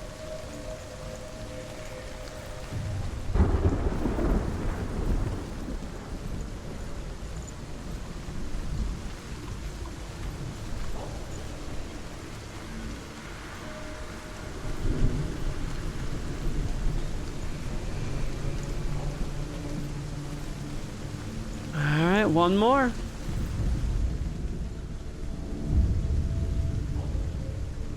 Injury makes doing it even harder. Vixen is keeping. I know you can do it, Senua. You have the sight. We both see the darkness. We can fight it together.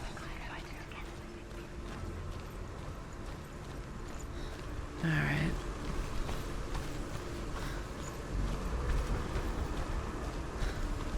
This is where we see it align. Now we gotta make the world bend to what we need it to be.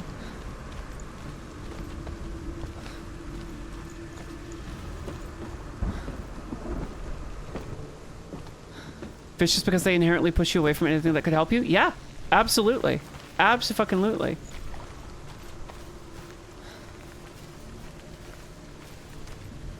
It's what makes them all the more villainous, too. To me, truth. It's the whole idea that, like, loneliness is one of the... Senua, listen. Lonely... I will tell you the tale of a man called Findan. The Northmen captured Findan's sister, and his father sent him to pay for her release. Exactly, coffee, yeah. But they took his gold, put him in chains, and held him for a day and a night without food or water. Then they released him. I don't know why. Upon his return, his father's enemies in Erin set fire to his home. His father burnt to death, and his brother was killed. But he escaped with sorrow in his heart. His father's enemies offered redress for his loss and invited him to a feast. It was at a hall near the sea. But when he went there, they betrayed him to the Northmen, who enslaved him and took him to hell. 6 years later, his slave masters landed on the shores of Orkney, burning all before them. And into that fire, Findan made his escape. What was Findan burnt away that day. But from the flames, a new man stepped forward, and Druth was born. Druth, the man that I am now. And though Findan never set eyes on his dear sister again, I, Druth, have found you, Senua. I wish you could have seen my home before these dark times.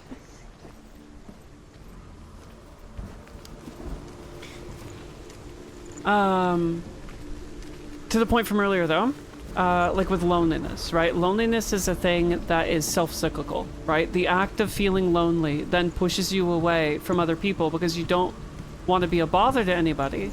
And in that loneliness, you end up creating basically the conditions for feeling more lonely because you don't feel like you're ever being invited. You don't ever feel like you belong. And so because you don't feel like you belong, you end up putting yourself outside of the parameters in which people would also like engage with you, right?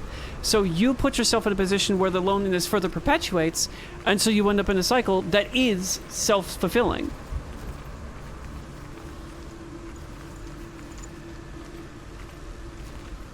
All right, and then we need to get up there.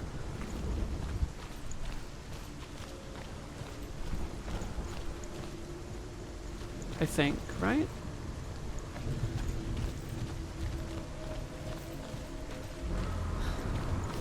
Yeah, we gotta get up there. But I don't know... Can we travel on that? I'm unsure.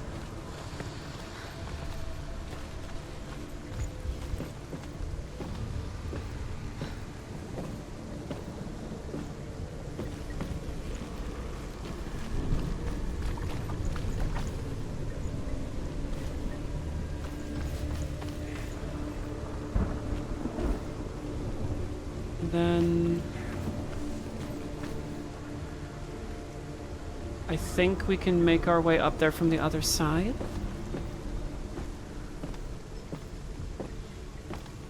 Well, yeah, of course being hurt sucks.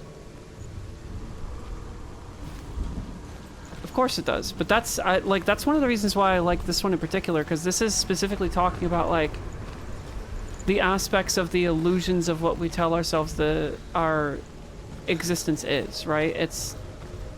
Which is exactly what it is. It's a fucking illusion.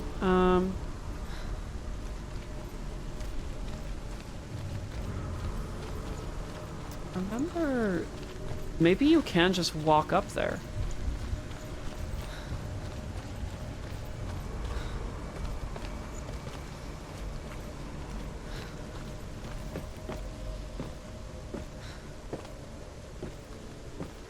Never think that you're too much for other people. Just be. That helps. Yeah. Yeah, very much so.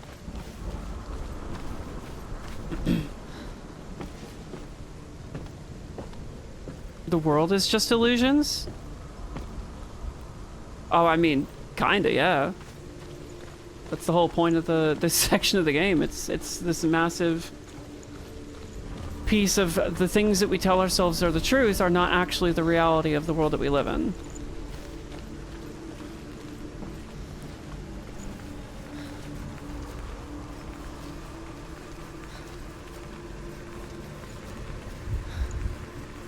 I can get up that way. Yeah, I can't.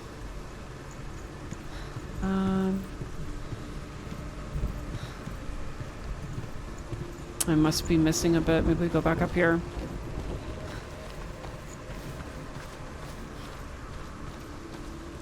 There it is.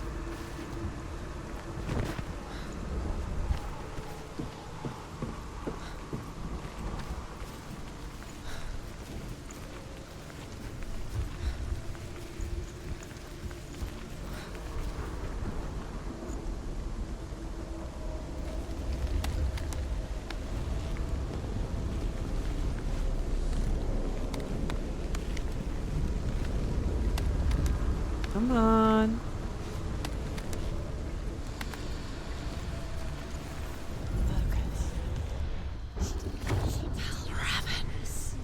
Broken. The gate is open. Open. This darkness. I know it from the wilds. It's coming back for me.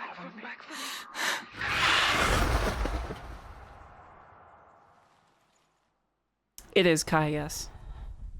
I'm still here. Are you too? Where are we?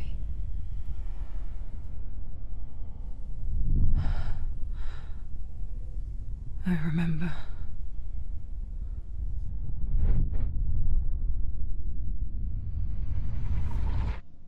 It didn't end well in the wilds. It never does. You think you can overcome the darkness, make sense of it, and once relief settles in, it strikes out of nowhere, throwing you helplessly back into the maelstrom, drowning the mind in fear, deeper, deeper, dragging you down so far into the void that maybe this time there is no coming back. But there, in the darkness, Senua, and she remembered what he told her. hear me. Reach out to me. Senua, take my iron mirror.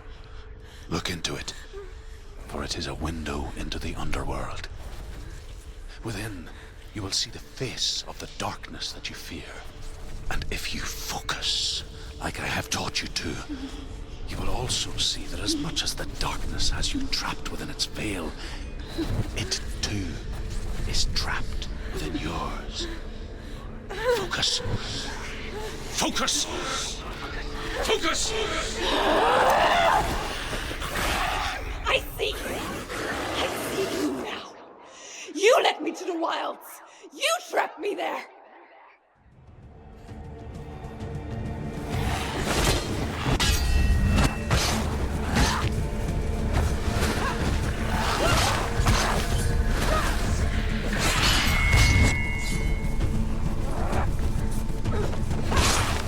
Get fucked, bitch!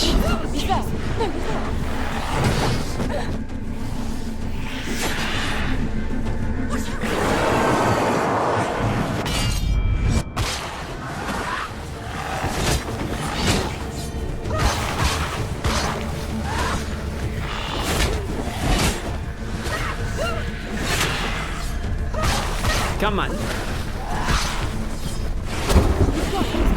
Where's he going?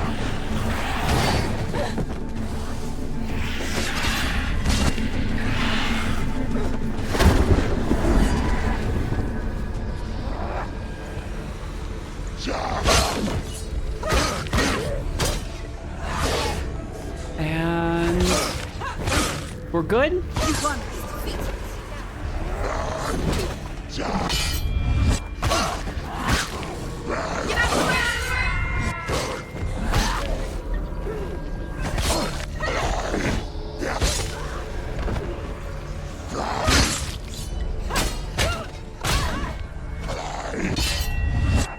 Gotcha, bitch!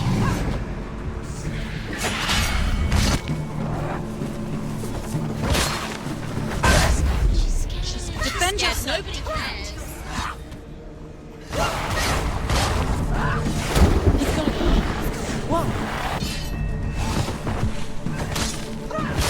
Fuck you, bitch! Stupid ass bird!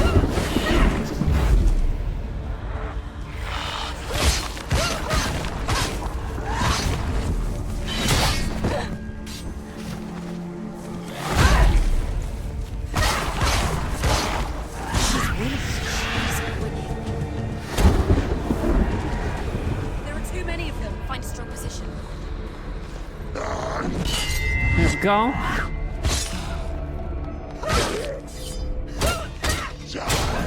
It's nearly over. Finish it.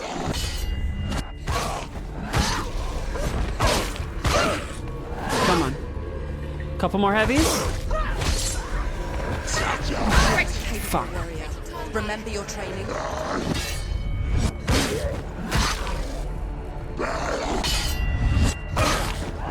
Behind you.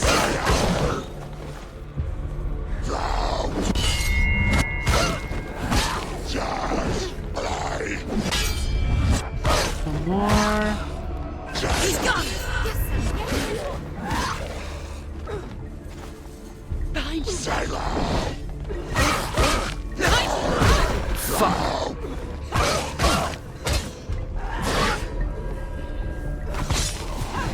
Focus. Focus. Focus. Now. Focus. Come on.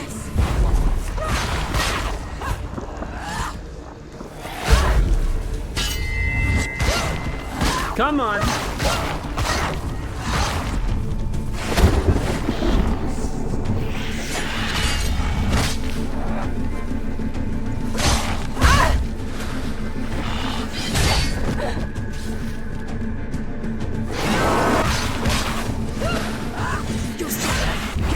Focus.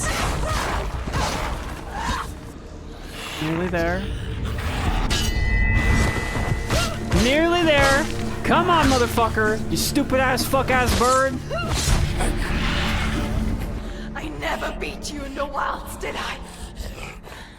It was an illusion. But not this time!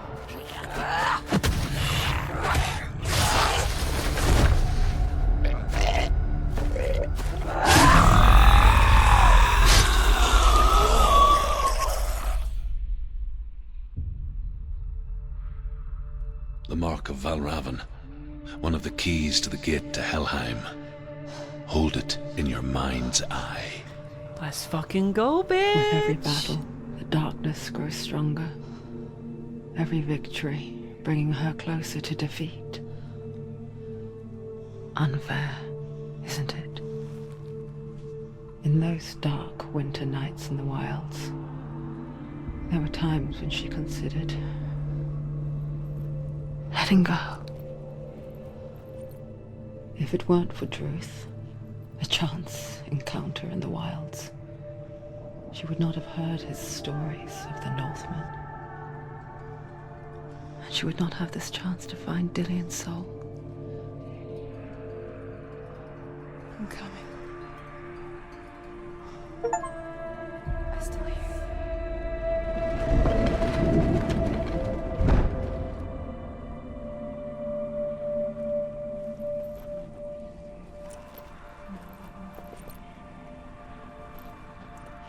And back to the door we go.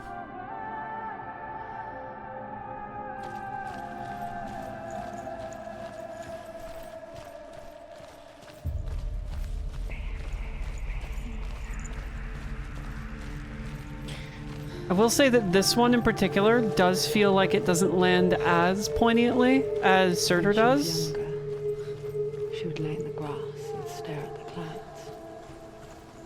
And as she saw them, elusive, shifting faces. After a while, she could see the faces everywhere. The trees, the mountains, caves.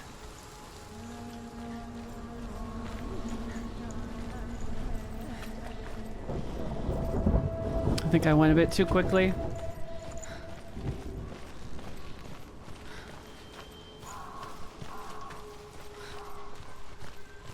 I do think that this one doesn't land nearly as much as Surtur does, though. Like, I get the idea of what it was supposed to be. Can you see the faces too? They're there. If you look for them.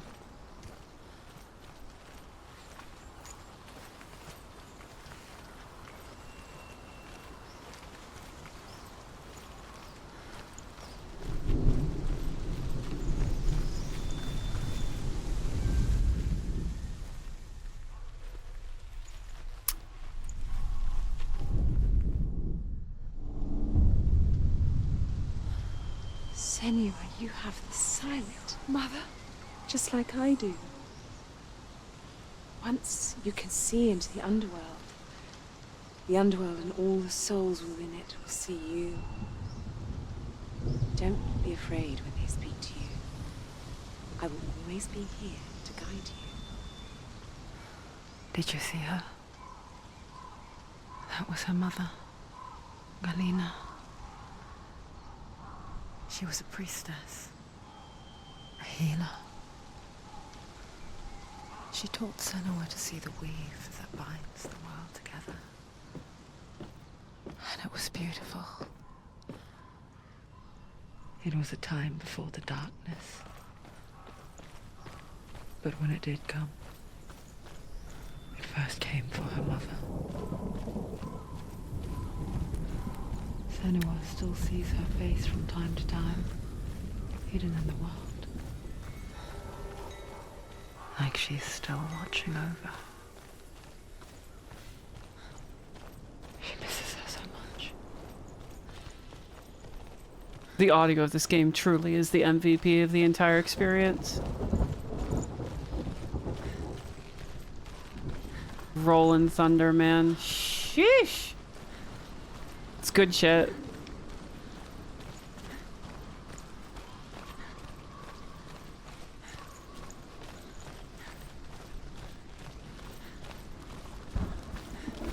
With the mark of Valravan and the mark of Surt, you may cross the bridge over the River of Knives to Helheim.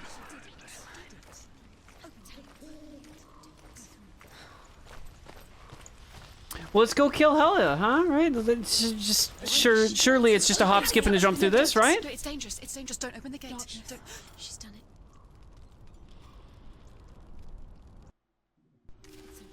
It's so dark. It's dark. The darkness. Only the dead may cross. Only the dead may cross into Only the hell. dead may cross.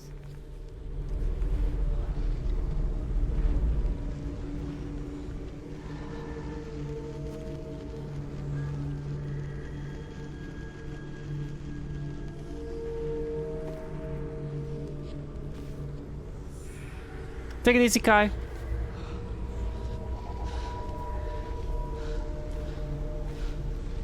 Truth? Anyone?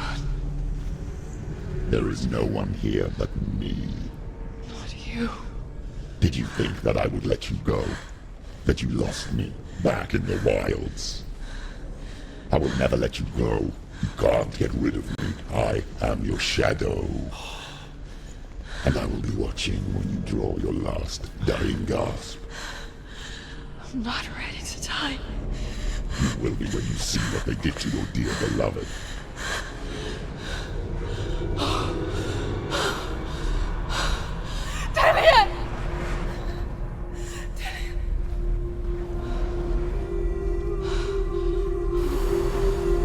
In this waking nightmare, where all dreams come true, you searched for control, a way to pull through. When you were in love, you left him in tears, to smother your furies and banish your fears. But in darkness they came, through stormy black seas they raided these shores. Do you still hear his screams? And now that you're home, he's so far away. They've taken his soul. To these gods you cannot pray. They can break you, but not your promise. Even death won't keep you apart. Through his darkness you will find him. In your sword still beats a heart. You fought for love unspoilt by your darkness within. You fought for your dreams. Now there's no way to win. In the head of his corpse lies the seat of his soul. So you must carry his vessel to bring him back home.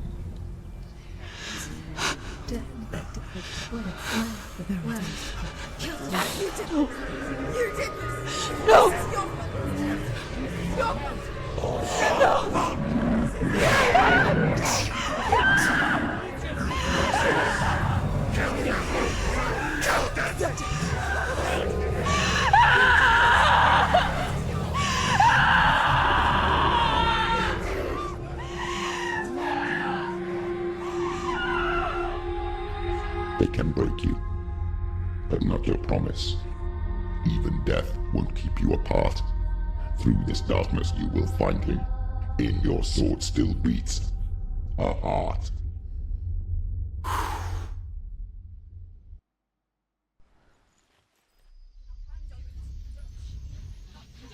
Fuck, man.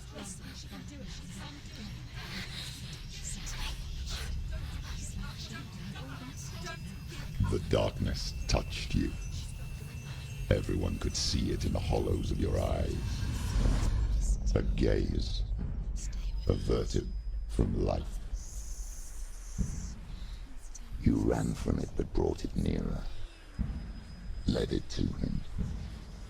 An endless suffering, worse than death. And you wanted to surrender, abandon him to find peace with the gods. No. The darkness won't allow it. So you will walk into the lair of the beast. Look it in the eye, and you will go to war.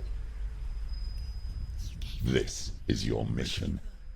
This is your quest. There is nothing else left.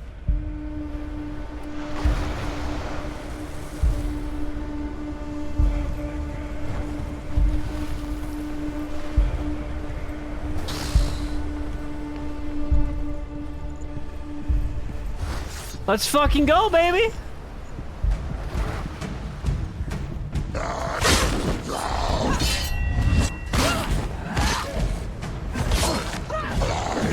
Take him down! Take him down! There he is, right in front of you. The gods made you a warrior for a reason. It's your calling.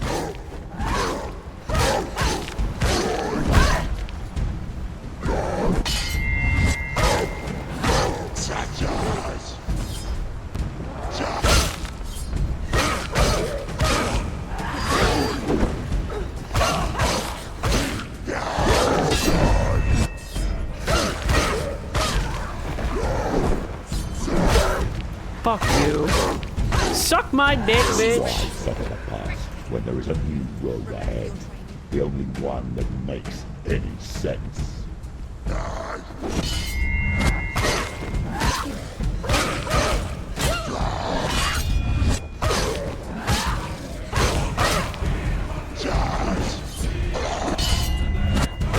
The music, man. Oh.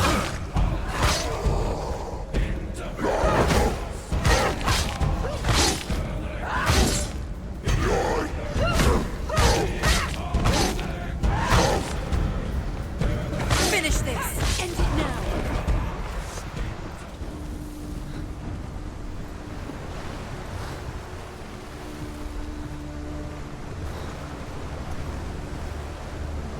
All right.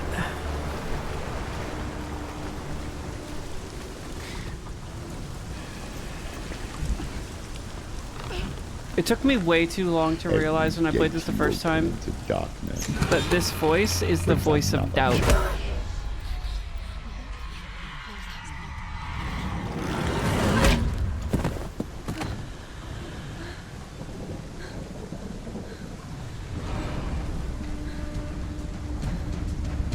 Come on, get up.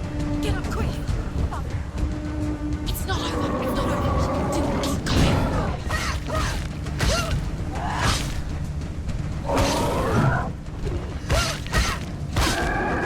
He's a better fighter!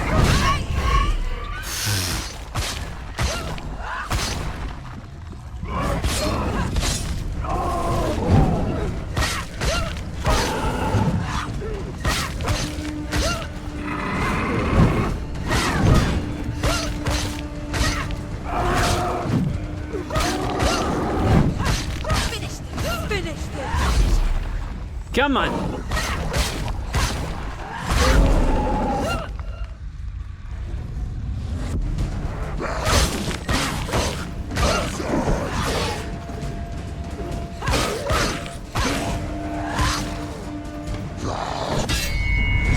It sounds that way in the beginning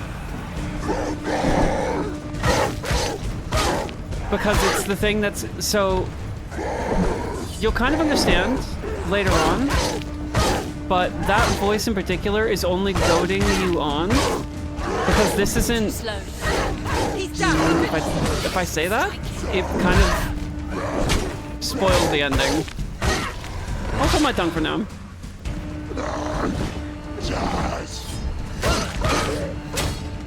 It's not that it changes up, it's that your context for why it's saying what it's saying changes. Like, you get more context as to what the narrative actually is in it. And it completely rewrites. You can do this. Take him. The... Go again. Him down. I guess the meaning. Oh, fuck me dead.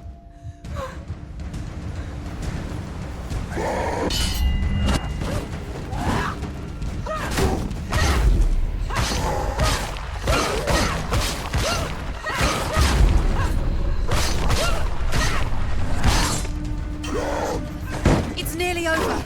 Go.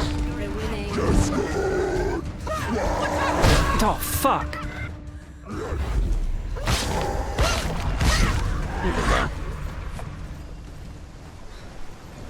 Yeah. When the full story is kind of revealed, it changes the entire context of the voice of doubt. Why are we in games and demos? Because the category is dead. And it's better to be in this one.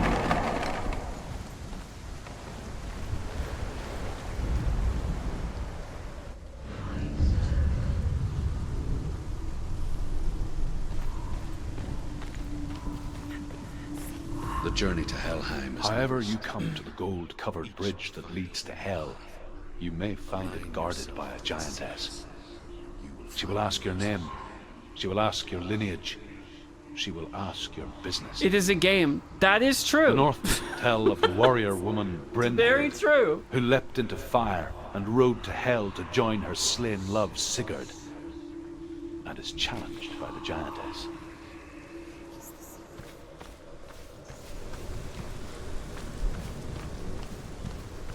What's a dead category? A category on Twitch that has no viewers in it? Because ostensibly,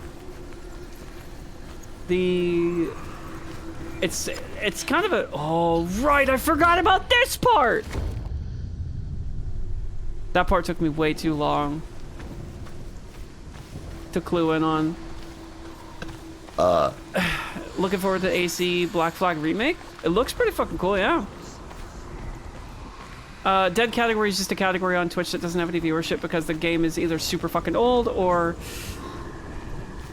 it's just, I don't know, not a popular game. So a lot of streamers will go into games and demos because it's just better for discoverability. There we go, there's one. Come on. There we go.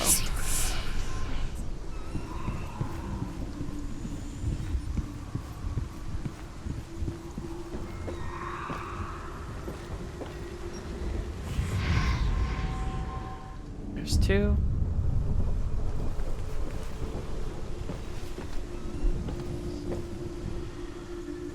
Jacob, hello. Merry Missile Crisis? Wait, what?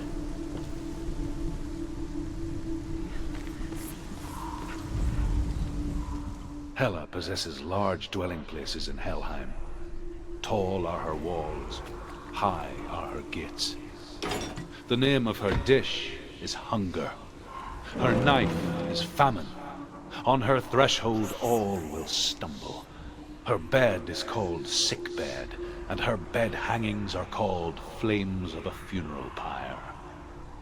They say she is easy to recognize, half black and half the color of flesh. And her face, menacing and grim.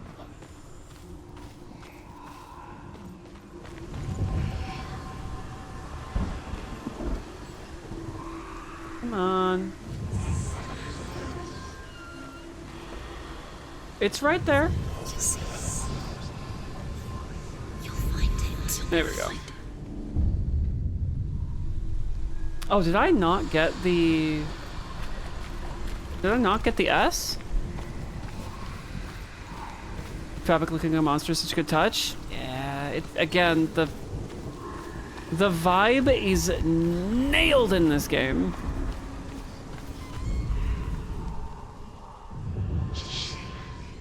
There we go.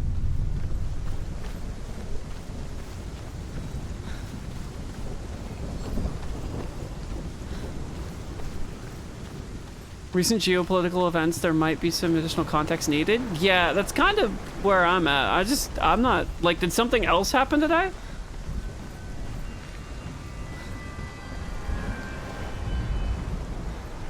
Here we are. Oh, right. Oh, fuck.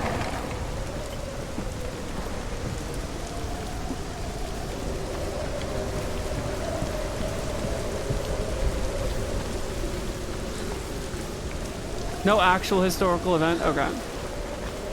No more interesting times? The gate. It's opening.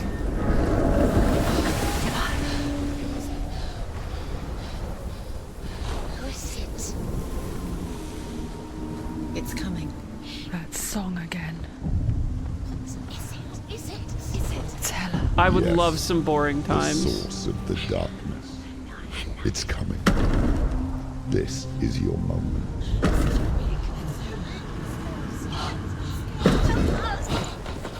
I'm sorry.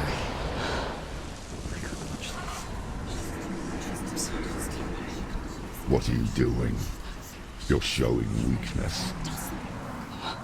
You're not a warrior. You're a disgrace. The gods will punish you for this. Pick up the sword. Pick it up. Fight the darkness. Fight it. Get up. Get up. Get up and fight.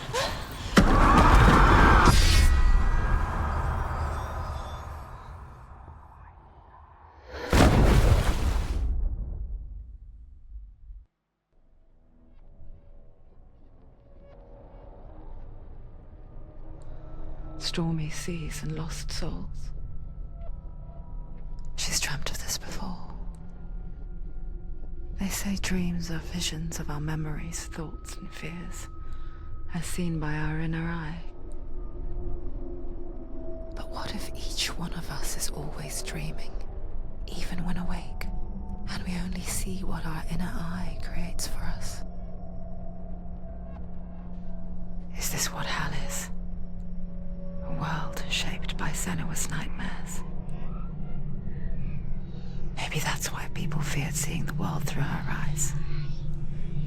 Because if you believe that Senua's reality is twisted, you must accept that yours might be too. You failed the gods. You're pathetic. Rotten. Cursed. What were you thinking? Did you really think you could win? How stupid can you be? So stupid. Everyone hates her. She's cursed. The shadow hates. Look at you. A warrior. Worthless. Weak. Pathetic. Go on. Feel sorry for yourself, because there's no one left to do that for you. Everywhere. You failed. What's that? Take it. If you're too much of a coward to fight, then end the suffering. Broken and lost. Just like your sword. Come on. Dare.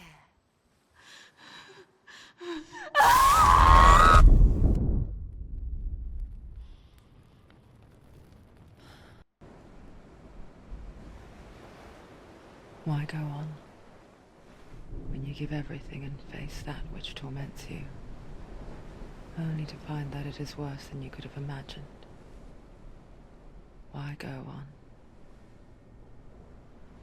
Is it really so weak to ask this?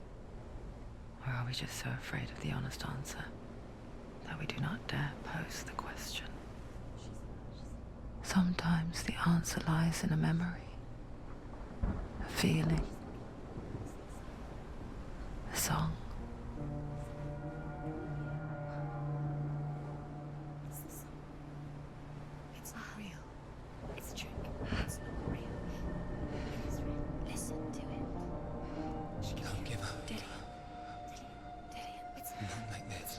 it can't. It's not real. It is real. It's a trick. Don't trust it. Maybe you're already dead. Who are you? Maybe this Do you still believe in me, Senua? No, it's not. It's a trick. She knows he's here. It's a trick. He's already dead. You know he's here. He can't be here. It's impossible. Dillian. Come to me. Please.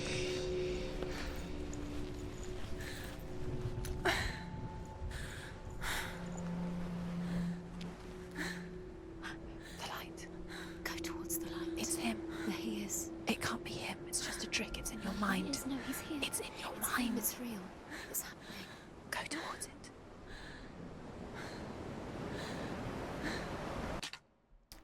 And on that note,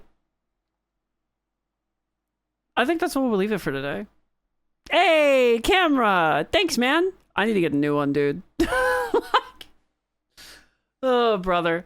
Hellblade, gang. Fucking Hellblade. Fuck me, I forgot how good this game was. It truly is one of the most perfect depictions and encapsulations of what it means to struggle with mental illness. And fuck, man, is it good. And it's honestly such a shame that so many people missed out on this thing, because it is such a cinematic masterpiece, right? I truly do think that this stands on the same ground that like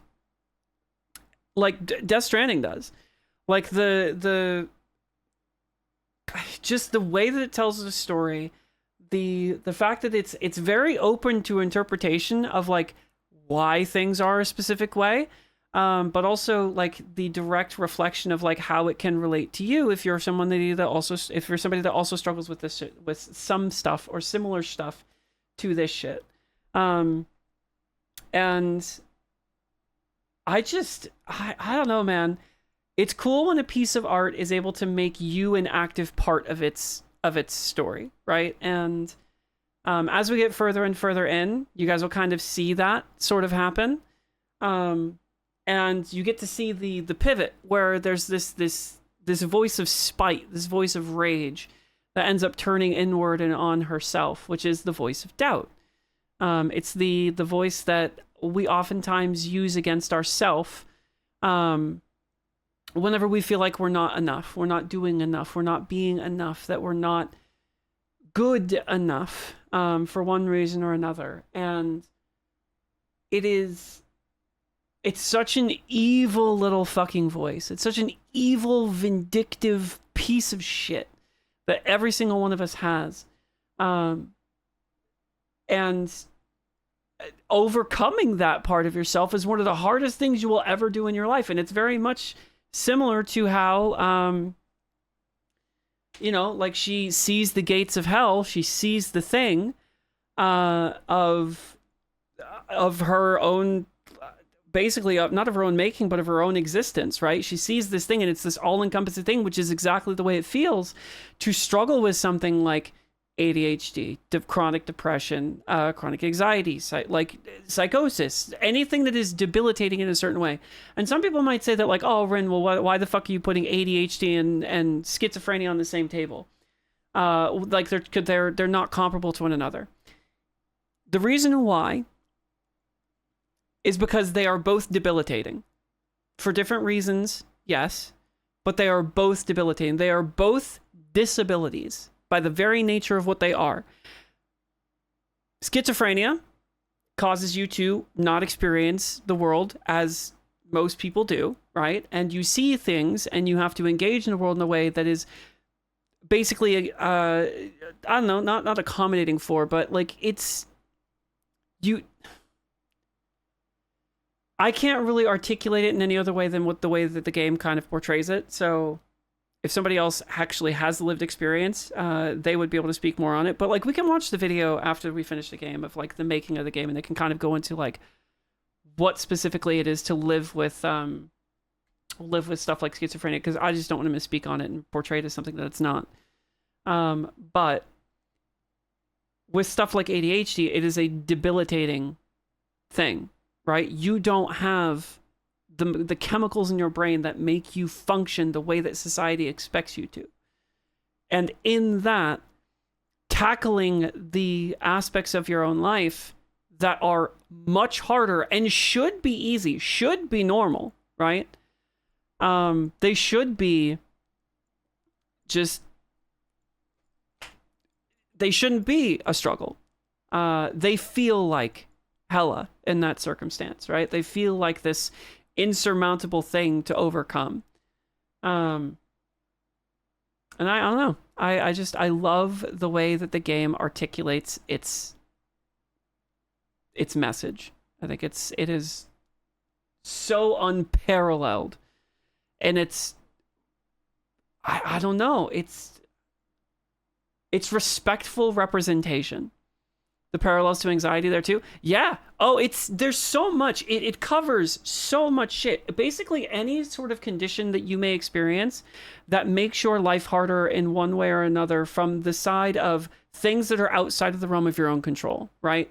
The personal things that are outside of your own realm of control. Like, I'm not talking about like your car broke down or anything like that. We're talking about stuff that shapes the way that you look at life, shapes the way that you experience your existence, whether it be agoraphobia, or chronic anxiety. Like I said, chronic depression, regular depression fits into this, right? Like just bits and bobs of depressive episodes because of experiences through grief or through loss or something, right? Like they all have this component to it. And what's super cool is that through our own understanding of what it means to experience those things, as somebody who may not be mentally ill but has experienced depression, is because you know what it's like to live through that, you can then have a measure of empathy towards those that experience it every day of their fucking life. That you may never be able to understand ADHD, you may never be able to understand schizophrenia, but because you've experienced anxiety, because you've experienced depression, you understand a small scope of what it's like to have that in perpetuity. Which makes, again, it makes this game such a beautiful representation of what it means to not only just be mentally ill, but to experience things that are so much more all-encompassing, like schizophrenia, right? And it's something that I hold very, very dear to my heart. And the beginning is obviously very rough, right? It's very rough, but as we get further and further into it, it's going to go into a lot more of the very specific aspects of what it's like to live with neurodivergency, with mental illness. And it's going to get real fucking heavy. Like this first section of the game is largely very like, here's the world, here's the environment, here's the main story method that we're going to be giving you this shit. Here's the mechanics. Here's the basis of who Senua is and what her experience is, right? Here's her mom. The introduction to all the characters. From this point onward, it gets heavy. Very, very heavy. But it's been exciting going through it again. I'm having a great fucking time with it. I hope you guys had a good time hanging out today. Enjoying the ride. I'm excited to share this game with people that have never experienced it before. It is, like I said, something that is very dear to my heart. And something that I think everybody should experience at one point or another. Whether it be by proxy through a stream or yourself. I hope that hope they're having fun. I hope you're having a good time.